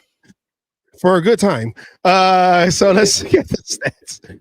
On the defense, now we talked about it earlier that the defense had to be put because of Geno Smith's interceptions. I don't want to keep beating on the same horse. We're playing the Colts. Stop kicking. We're going to beat this. Interceptions. We're going to beat this horse until we start playing the horse, which is the Colts this Sunday. Okay. You have your top tackler, Devin White, 8 tackles, 1 assist. Max Crosby, 5 tackles, 1 assist. Of course, he has the interception. Caillou Blue Kelly, 4 tackles, 2 assists. Jamal Adams, coming in on that second and third down. 4 tackles, all solo. Jeremy Chin, 3 tackles, 4 assists. Jermaine Pratt, 3 tackles, 2 assists. And if you look at this for a team that, well, I guess because they were the Bears didn't have so much field to try to, or let's start over. The Raiders didn't have so much field to defend. The Bears were only allowed 271 total points. 202 of those were in the air. 69 of those were on the ground. 16 first downs. 7 out of 16 third downs allowed. 7 out of 16 chances. We got the Raiders got the 1 sack, forced 3 punts, got the 1 takeaway, the interception. Bears had the ball for 33 minutes and 10 seconds, which was because they got 3 extra possessions. Their top performers on the ground, DeAndre Swift, I had him on the bench, 14 carries, 38 yards, 1 touchdown. Cal Monogamy, 4 carries. Manangia. 4.5 average. I heard it too, Jeff. We're just letting him run with it. What'd I say? You said 271 points allowed. It was yards allowed. I meant yards. We were letting you run with it. We're beating on Geno Smith, not Oakland Raiders Savage. Yeah, because of all the interceptions, it felt like 271 points allowed. It was, even though they didn't really The defense has been holding the possessions after a turnover. They've been basically holding them at bay for the most part. In the air, Rome Odunze, 14 receptions, 69 yards. He had a touchdown also. And then Cole Kmet, 3 receptions, 46 yards, no touchdowns. So they really commit really tried to hurt us. Kmet got hurt in that game too against us. So there you go. That is your defense right there. But let me ask you a question, Asylum. When it comes to Max Crosby, I don't have his overall stats, but why not? Because I didn't have him. So okay. I didn't have the answer to my own question, so it's okay. I forgive you this time. We can't always give the answers to the test. Okay, sometimes we have to know off the top of our head how many of everything that Max has done in the 6+, because we're in the 7th year. But what Max Crosby said in that right there, the Max facts right there, when he said, "I've been just trying to win for the last 7 years," and you said it sounded like a jab. I go on Twitter and I try to find a lot of like information that people are saying, all these other, not sports writers, but whatever, these little nuggets or whatever. And then you come across, when someone posts something, you come across everybody else comments on it. A lot of folks are saying, you know what? Max deserves better. Let's just trade Max, get some picks. We'll go do this. We'll go do that. My question is not, let's do that. That's not my question, because that's a stupid question. That's a hypothetical, stupid question.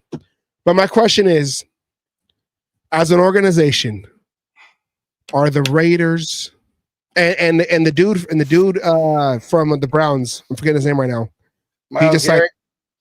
Myles Garrett is going through the same thing too, because they're going through like their second quarterback right now. It's not Sanders. That's a whole. I wonder why. But Sanders didn't even get bumped up to fucking QB2. He's still QB3 behind old man Flacco. Flacco. He is skinny too. Are we wasting away Max Crosby's prime years with the constant? You want me to be honest? This is a show of honesty. This is a cage match where anything is possible. That sounds weird. This is like old school UFC. There's no eye gouging and no fish hooking. Okay, everything else is legal. So yes, honesty. You answered it right there. Yes, we are. We're getting the defense together. We keep bringing in new fucking head coaches, changing everything, and it's a carousel at coaching, carousel at quarterback. It seems like we got our guy at defense. He keeps re-signing. He wants to stay a Raider. Okay, love the guy for that. Respect the guy for that. But now it seems like we might have our running back. But we need a fucking quarterback. Stop playing games with quarterbacks. Right? Y'all believe in you. It's only the most important position in all of sports. That's not, Stop playing these games with coaches. Stop playing these games with quarterbacks. Because, yes, by the time you even get a chance to sniff playoffs, to sniff a Super Bowl, Max Crosby's going to be at the end of his fucking career. Yeah. And, again, what did he sign? A 3-year extension? Yeah. Or was it 4-year? It's 3 or 4 years. So 3 years. 3 years. You think he's going to sign another extension if you're not even fucking getting the shit fixed? I mean, he wants. But at that time, though, he'd be coming down from his prime. He'll be like Khalil Mack now, before the arm. Khalil Mack now, where, you're the guy, but you're not that guy. But you're still a guy. You're still a dude. But you're not that dude anymore. But you're still a dude. There's still respect there for you. So then he's going to do what Myles Garrett's doing, right? Myles Garrett stayed where he did for the money. Because Myles Garrett did not get paid like he should have got paid earlier on in his career. Max Crosby's got it early. Max Crosby's going to be that guy who goes to a team to get that rating. Hey, he told us, I'm not going to KC, even though I think the window is closing on KC. Don't let that win fool you. We'll see what happens.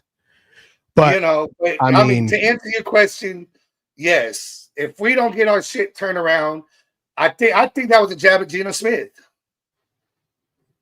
I think it was.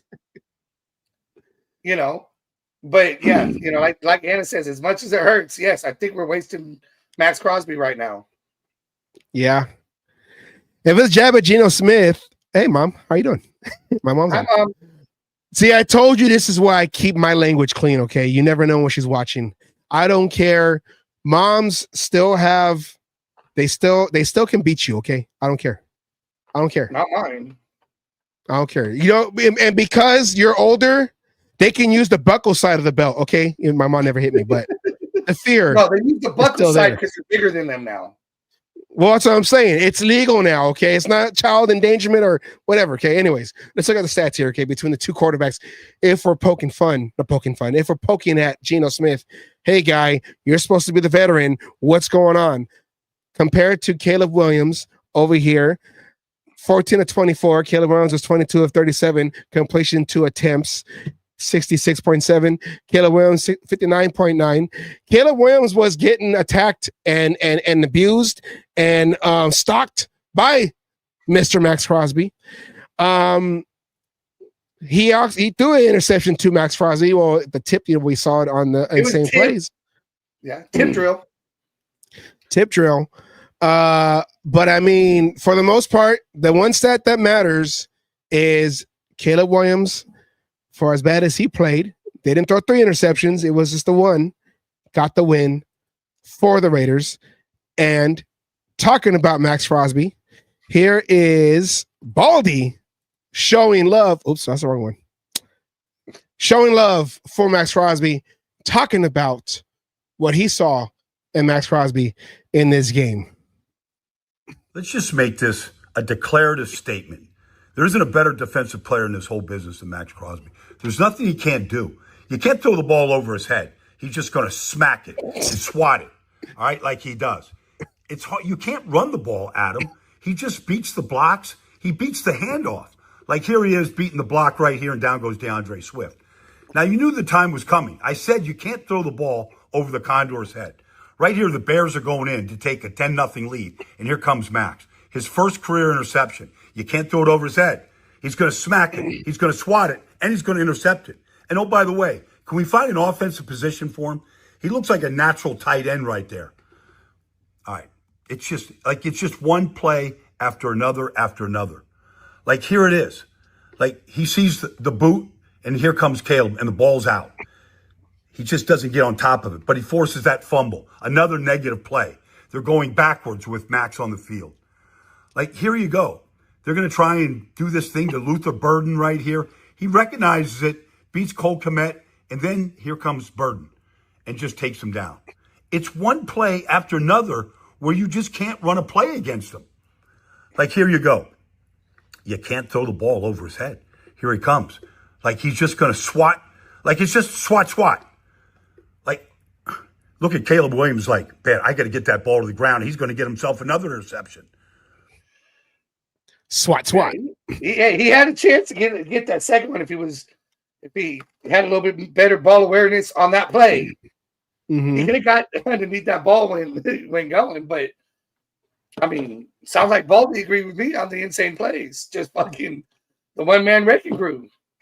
Yes, I just saw that my sister tried to out me, snitching to mom. That's not fairly. Once. I know, but I was moving around, looking around, and then I said, she tried to get me outed. I didn't say anything bad, Mom. All I said was 80s movies had nudity. On the wall of the porta potty and everything. You said, I just repeated it over and over again for a good time. My mom said, stop being a follower. Okay, sorry, Mom. Okay. All right, let's switch gears, though. I don't have highlights because we were testing things out. I don't know if anyone noticed that on the insane plays, we had to filter it because of this man right here. He keeps trying to shut us down.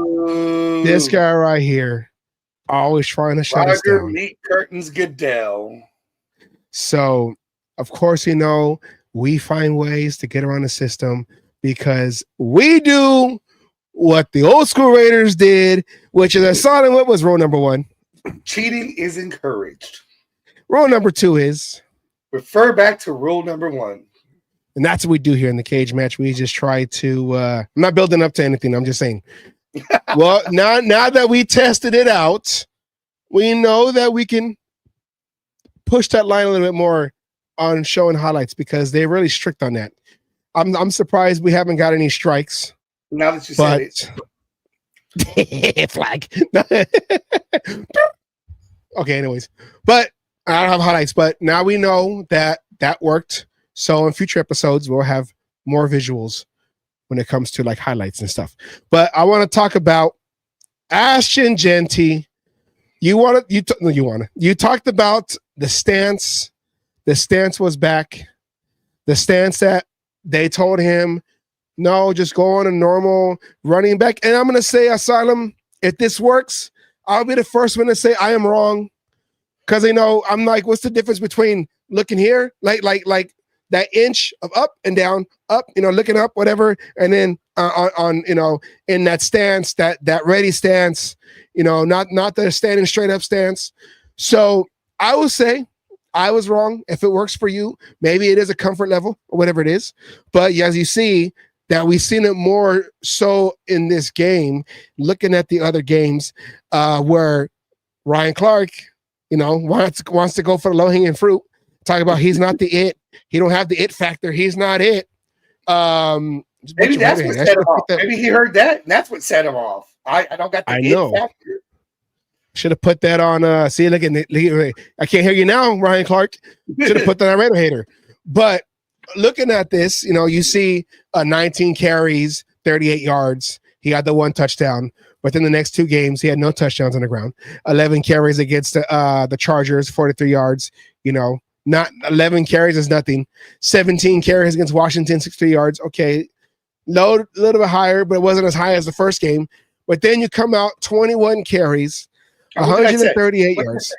Get the man 20 carries. Again. Yes. 20 plus carries. And not only that, I wish I had a teleprompter right here. I'm circling the rushing yards right there, guys. And then I'll even circle the rushing attempts or the 6.6 as well. Not only that, he was also dangerous in the air, as that outlet for Geno Smith. 2 reception touchdowns wait, I was about to be redundant. 2 touchdowns, in the air, he caught him. He went into the end zone. He made a score. There you go. Or 2 there you go. touchdowns. Yes. Hosting is not the easiest thing, okay, man. Okay. For all you listening. Okay, man. Right. Just try my best, bruh. Okay. 21 attempts, 138 yards, a 6.6 average per rush, 1 touch on the ground. 2 receptions, 17 yards, 8.5 yards per catch, and those 2 receptions resulted in 2 touchdowns. That was easy to say. You made it look so easy. You saw the main touchdown, the 64-yarder he had in insane plays that Asylum presented. But here, we want to know what happened. How were you able to get past Chip Kelly and the coaching staff? And I don't have the response that Pete Carroll said, but here is what Ashton Jeanty said today in his press conference when I asked him about the stance. They're breaking tackles, is what I'm best at. What was those coaches or the conversations with the coaches like going back to your stance and also just kind of, hey, how do I maximize? Hold on. Something. They're breaking tackles. Okay, never mind. I guess I didn't edit it right. What was those coaches Whatever. or the conversations with the coaches like going back to your stance and also just kind of, hey, how do I maximize what we're trying to do out here? Yeah, just all of us being in alignment, honestly. Sometimes you just got to, prove that something can work, and, that's all it is. What is it about that stance that, first of all, when did it come about, I guess? It came about really, I'd say more my junior year in college. Just kind of did it. Coaches will always tell you to kind of in more of the bent stance, but I don't know. I just feel more comfortable that way, more relaxed, and then, just reading the defense. Can't really explain it more differently than that, but that's just what I do. Has there been resistance prior? I mean, I would imagine like a baseball batter that might have a funky swing or whatever.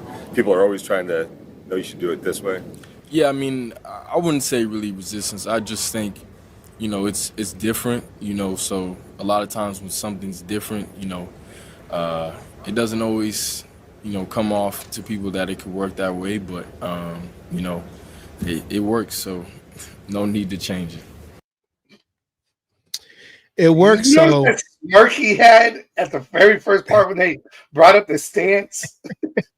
He had that smirk saying, "Yeah, I told y'all it was going to fucking work. Don't ever fucking doubt me." Can I tell another of my high school glory in high school football stories? If I told it you, reminds me. I already started, Kay. So it reminds me of back in my senior year when I was playing left tackle, and we started to try to implement the shotgun formation. And the shotgun formation wasn't going to be on sound, like on cadence, like us offensive linemen are used to, because we don't want to look at the ball and then look at who we're going to, you want to look forward.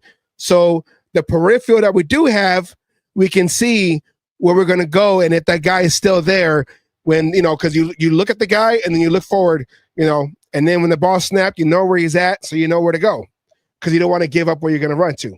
Offensive lineman, if you keep staring at the guy down blocking, they know you're going to down block, so the play is coming that way. Anyway, that's what I used to do. But when we started implementing the shotgun, I was like, "Hey, coach!" I knew right away. I wanted to ask him, "Hey, coach, if we're going to go in shotgun and we're going to go on sound, on vision, so I got to look inside, and we're all going to react to the ball moving. Can I go in a 2-point stance? Because it'd be easier for me to already be in that staggered position like Lincoln Kennedy used to do." That's where I got the idea. Lincoln Kennedy will have the staggered stance because he was a tackle on the edge. So he had the 1 foot forward and then that outside leg back, like you're already in that set position because the defensive end's going to sprint in. And if you're looking in and then trying to come back up, the guy already got you on a step. So if your step's already back, you're already there to just shift weight. And then, step towards the guy to veer him out. So my coach goes, "What offensive lineman have you seen in a 2-point stance?" And I said, "NFL." "Well, you're not in the NFL." "Okay, well, because I asked because I don't know if it was legal or not. I don't want to be in a 2-point stance." And then they say that I wasn't lined up or, illegal formation or whatever. So I was like, "Okay, fine." I got beat a lot because I was down in the 3-point stance, trying to look in. It's shotgun, so the defensive end knows, okay, most likely it's going to be a pass. So ears pinned behind you, and then go forward. And I'm over here looking this way, and then I'm trying to step, and the guy is already, and he's coming in, and he's hitting our quarterback. And this is against the top team in high school, St. Leandro High School. Top team in high school. These guys went to like big colleges. They didn't go to Chabot around the corner. They went to colleges that ended with Berkeley or SF State. It's colleges that ended with state, not state and then city, like Cal State Hayward or Cal State. They went to where it ended with state or it was the name of the college. So, anyways, after that game and after I got beat, my coach goes, "Hey, you can go in a 2-point stance." "Oh, really? Okay." The next game didn't allow any sacks because I was in that 2-point stance where I was already ready to catch the defensive end. When we go in that stupid shotgun off of no sound, we're all going to react together. Stupid. That's why we went 1-9 for that season. But it kind of reminded me of that. Let me do what I want to do. And that's why I want to apologize, because I was one that said, what does it matter? What doesn't matter? So I'm going to eat my words. Because now, reflecting, I've been there before. So this is what we do here. Like Geno Smith in the beginning of the show, we reflect on our mistakes and promise that it won't happen again. Only it's easy for me because I just won't say that again. Geno Smith, throw it to the guy who's wearing the same color jersey as you. As you are for that game. Yes. Go line of scrimmage. Look at your, okay, I'm black. Okay. Go again. Okay, wait, I'm white. Okay. And go through. Okay. Make sure Space Beast, Cal State Hayward, Valley of the Chupacabra. Hey! It is on the hill too. So Space Beast. Space Beast, how you doing? It's been a long time. Appreciate you in the show. But I just wanted to say that. Because I understand you were saying that Jeanty was all like, yeah, the stance that I said since training camp. Space Beast knows. Space Beast, you were there when Warren Hall was up, right? Before they changed it to East Bay, it was Cal State Hayward. Then when they blew up the building because it wasn't earthquake safe, then they changed the name to East Bay. I watched them do that from my house. I watched it from the cemetery. I felt like one of my friends died. I'm sitting there crying.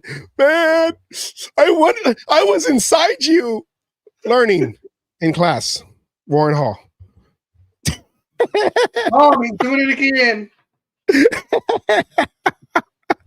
Not some dang bird. My sister, the mascot. My sister graduated from there, so I know she's mad that I don't know if hers says Hayward still, because if you were in Hayward, no, I think hers don't say Hayward. I think it says East Bay. If you were still in Hayward, you was into when you started school there when it was Hayward, but you graduated East Bay, you had the option to still say Hayward. So, but I don't, because I had to work at a box company that I hate, FedEx. Anyways, yes. So yes, Jeanty was happy. The fed up one. The fed up one. 18 years. Retired. But yeah, that was Jeanty.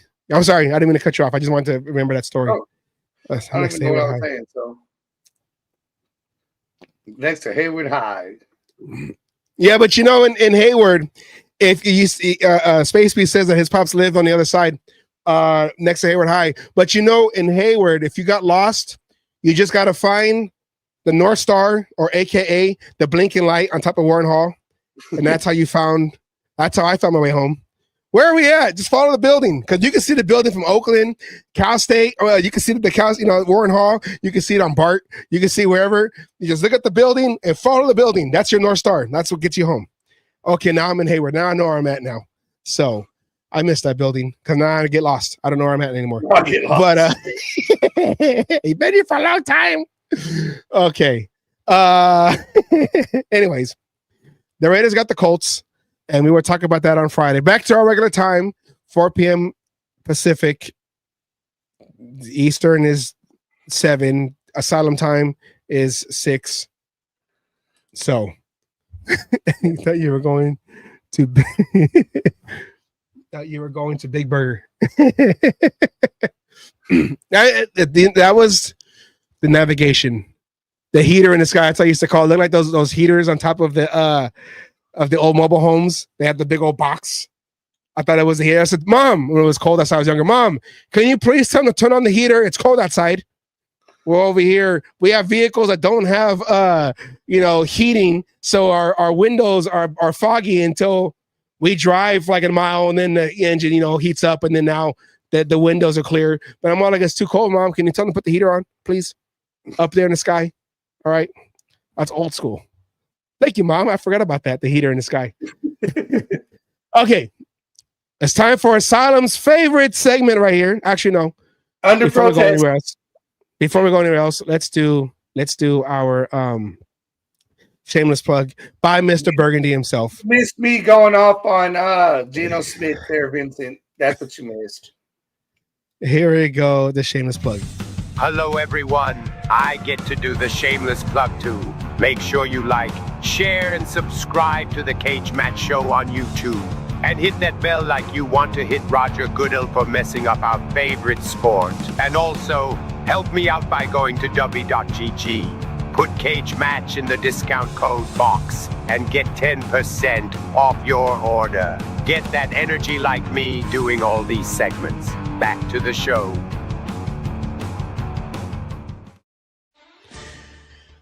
Okay. It is Fantasy Minute. I don't know.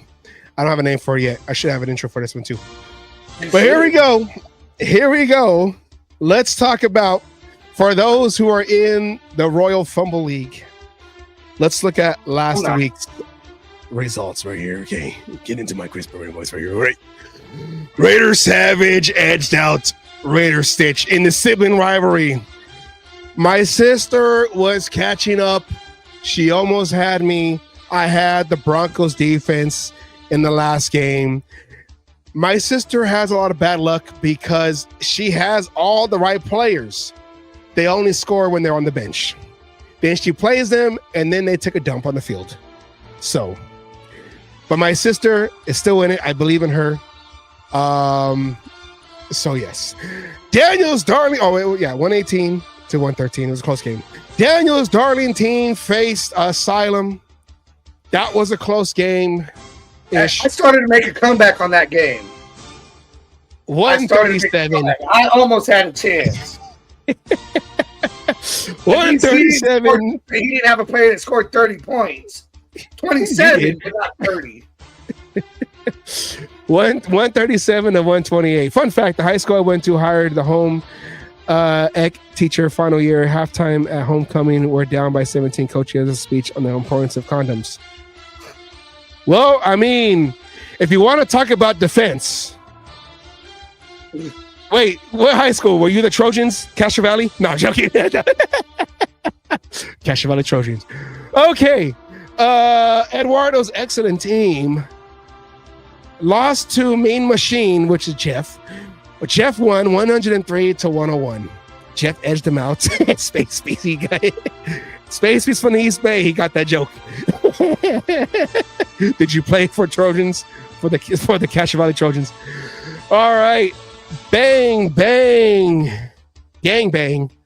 Bang, bang, Niner game. Lost to Anna.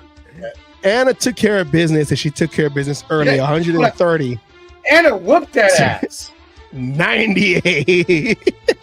She said, get that bang bang out of here. Get out of here. You ain't bang banging over here. No, he bang banging.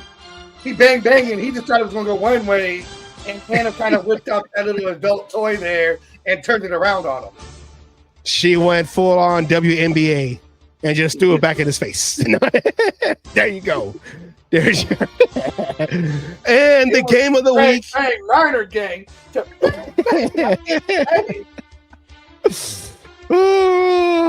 Arcadia was all like, don't fuck with me. No. Anyways, Holy Roller, the big game right here. Holy Roller versus Pig's Pig. This was the game of the week right here. 2 undefeateds. It was close. It was close. It was close. So this was almost like the Cowboys and the Packers, only it didn't end in a tie. 152 to 141. Holy Roller, Jessica's team. She is undefeated. My girlfriend is undefeated.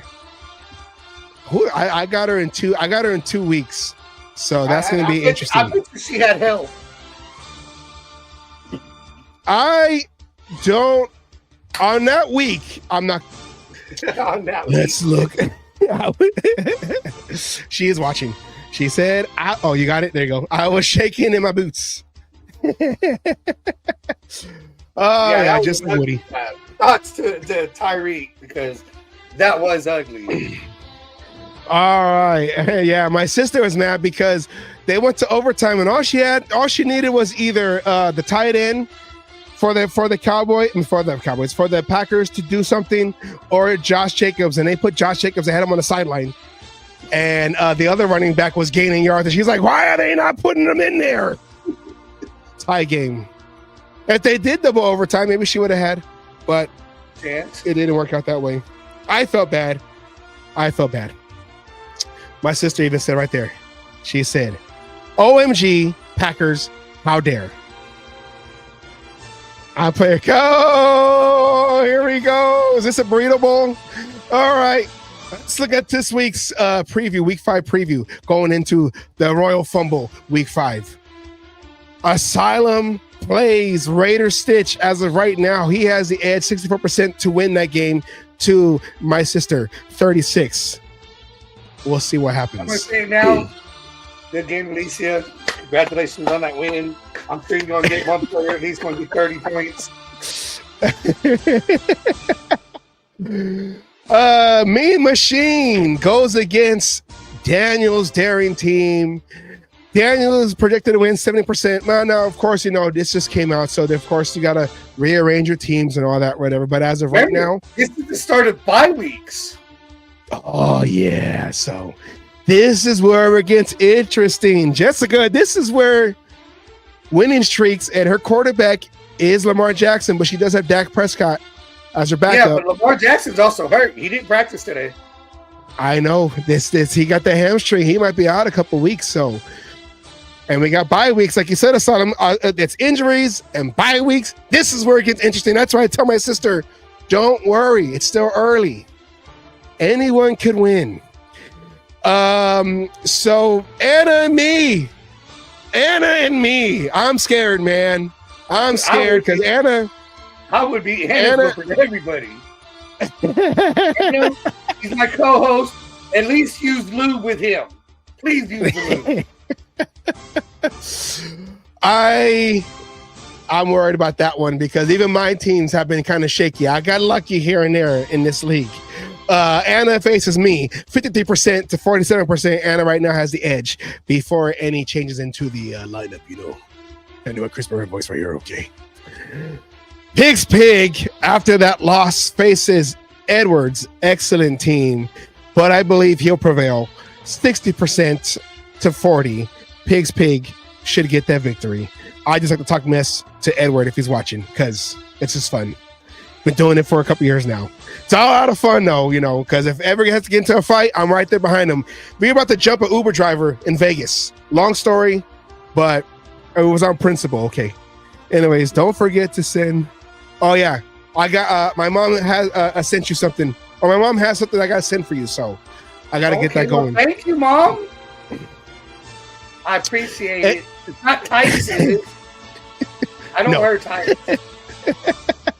And then Holy Roller, Jessica, tries to continue her undefeated streak against Bang Bang Niner Gang Arcadio. Can we make that a burrito bowl so we can feed the whole family, Arcadio? I'm just joking.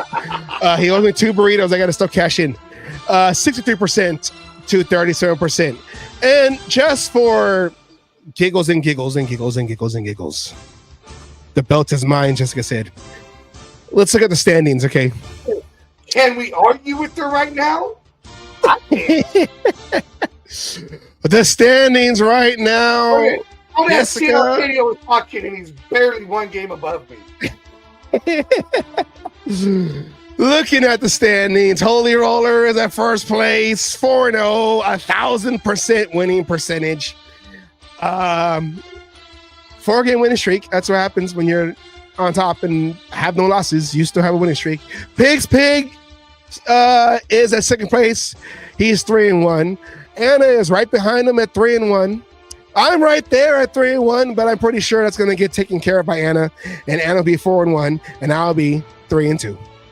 I'm not going to lie. I'm pretty sure I got to make sure I got my stuff stacked because I want to keep the belt here in this house. Little Siam over here. Daniel is at 500. This right now. Daniel's at 500. 2-2 with Mean Machine Jeff on the other side on the East Coast, 2-2. We'll see how far this belt's going to travel at the end of the season. It could go to Jeff. Jeff's going to wear that like, yeah, whole Royal Fumble Championship. It can go anywhere right now. It is still anybody's league because of these buys. They're going to catch people at the worst opportune time. Trust me, I know. Jessica, I'm undefeated in my other league, and now this is the time that I start getting worried. Good that you stacked up those wins, because sometimes those wins you can stack up before all the bye weeks and everything can come in handy. Oh, you got that cushion right there. Got that cushion with those 4 wins. Eduardo's excellent team at 1-3. My sister Raider Stitch at 1-3, but don't worry, Alicia. This is where it starts to get interesting. Just kind of like in regular football, in regular NFL, the first 4 games is preseason. Now we're going to get down in the dirty and get nasty. This is where it all be looking for guys on the waiver wire, looking for guys in the free agency pool right there. Bang, bang, Niner game right there at 1-3. And the strongest team in the league holding everybody up. Asylum right there at 0-4. Hey, but don't worry. You said it last week, right? I'm the strongest team here. I'm holding everybody up. It's anyone's belt. It's anyone's belt. It's anyone's belt. So Now, don't get discouraged. For some teams, that window's getting a little smaller. It could happen, though. It could happen. I better start winning soon. Otherwise, and Arcadio, next time you want to try to do a trade, send a real fucking trade.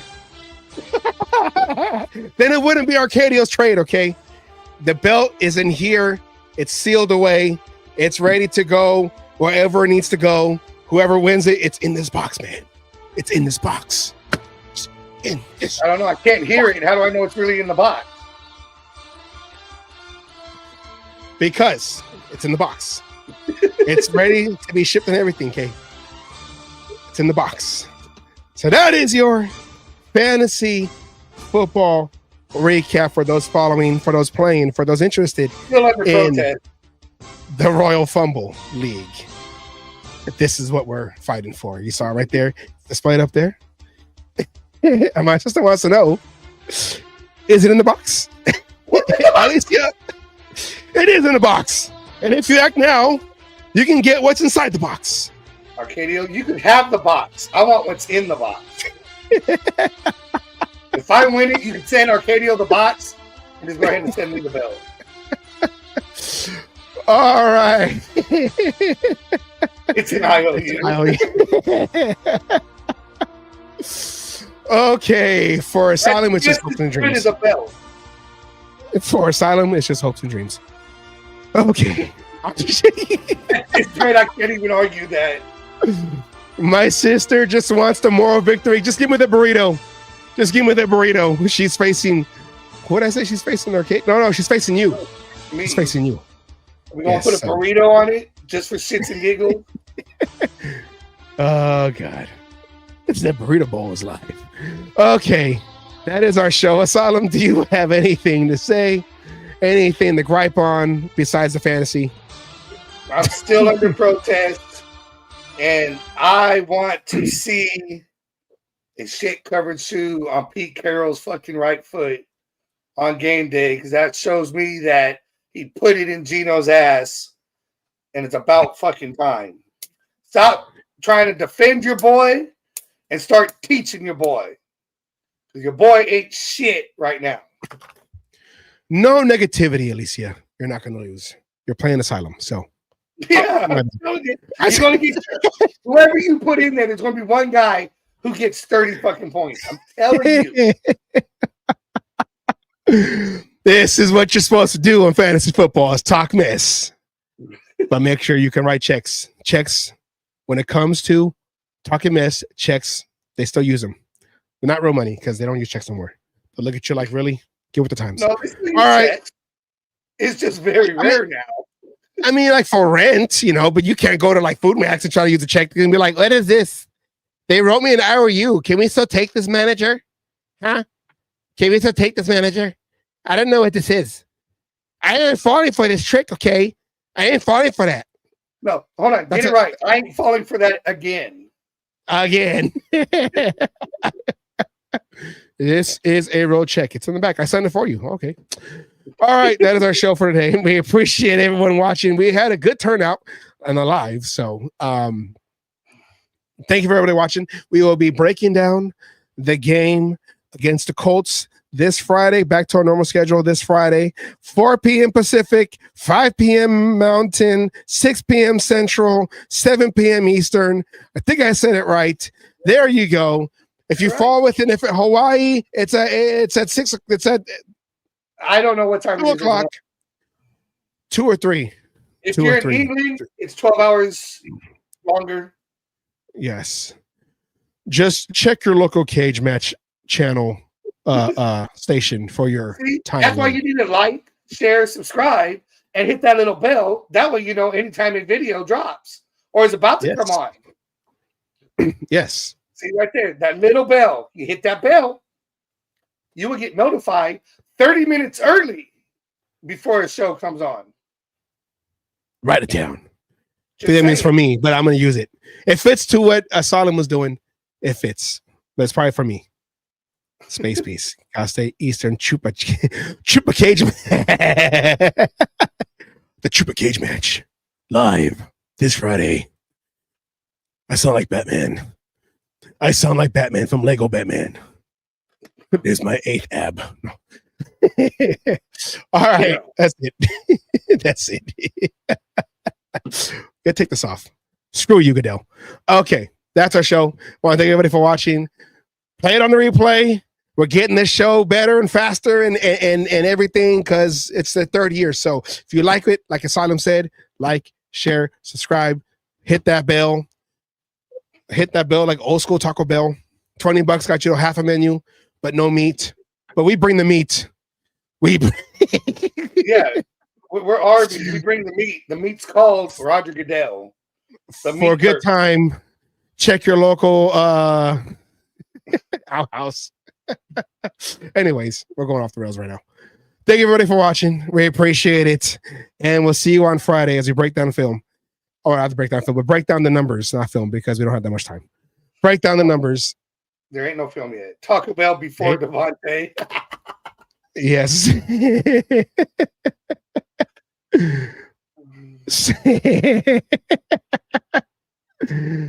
ADHD is real today.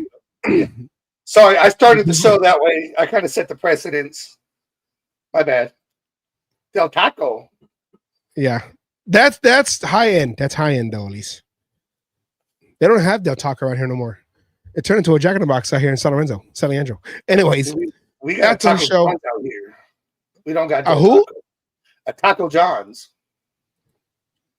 Taco John's. We got one. Yep. I guess. You'll find out if you guess. come out here.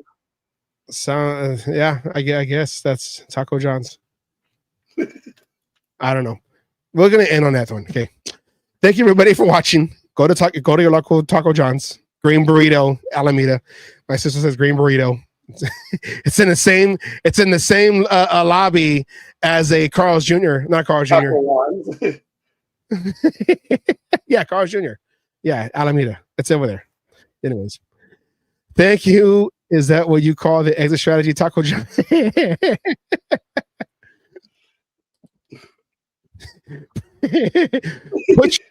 Put your best taco jokes in the comment section as we're. No, I'm joking. Okay. I have an Uncle John, but do you have a Papa John? Anyways, all right, that is your show for today. Let's go off the air. Thank you very much for watching the show. We appreciate it. Thank you for the lives. Everyone who was in the comment section. Appreciate you. And for Raider Resistance, he had the stat first. I'm sorry, KDO. The George Blanda stat. So thank you, Resistance. Yeah. On that one. And I believe that's the same. He's the one that he's the first one to always post on Instagram. Like when something happened with the Raiders, he already has a graphic. Boom. Boom. So I remember you. I married Tuan. That is the comment of the night. All right, here we go. We end every show like we always end with the word from Raider Milt. Katie knows Raider Milt, aka I said it backwards. For Coach Wallace, aka Raider Milt. There you go. There you go. He knows Coach Wallace. I know Raider Milt and Coach Wallace, same person. But we always keep his memory alive here at the end of the show. So we always end the show with a word from him. Everyone take care. Have a good night. Let's try to get this bad taste of 3 interceptions. Come on, Geno. Let's do better, okay? Let's do better. Okay. Take care. Have a good night. See you on Friday. Peace out. Batman out.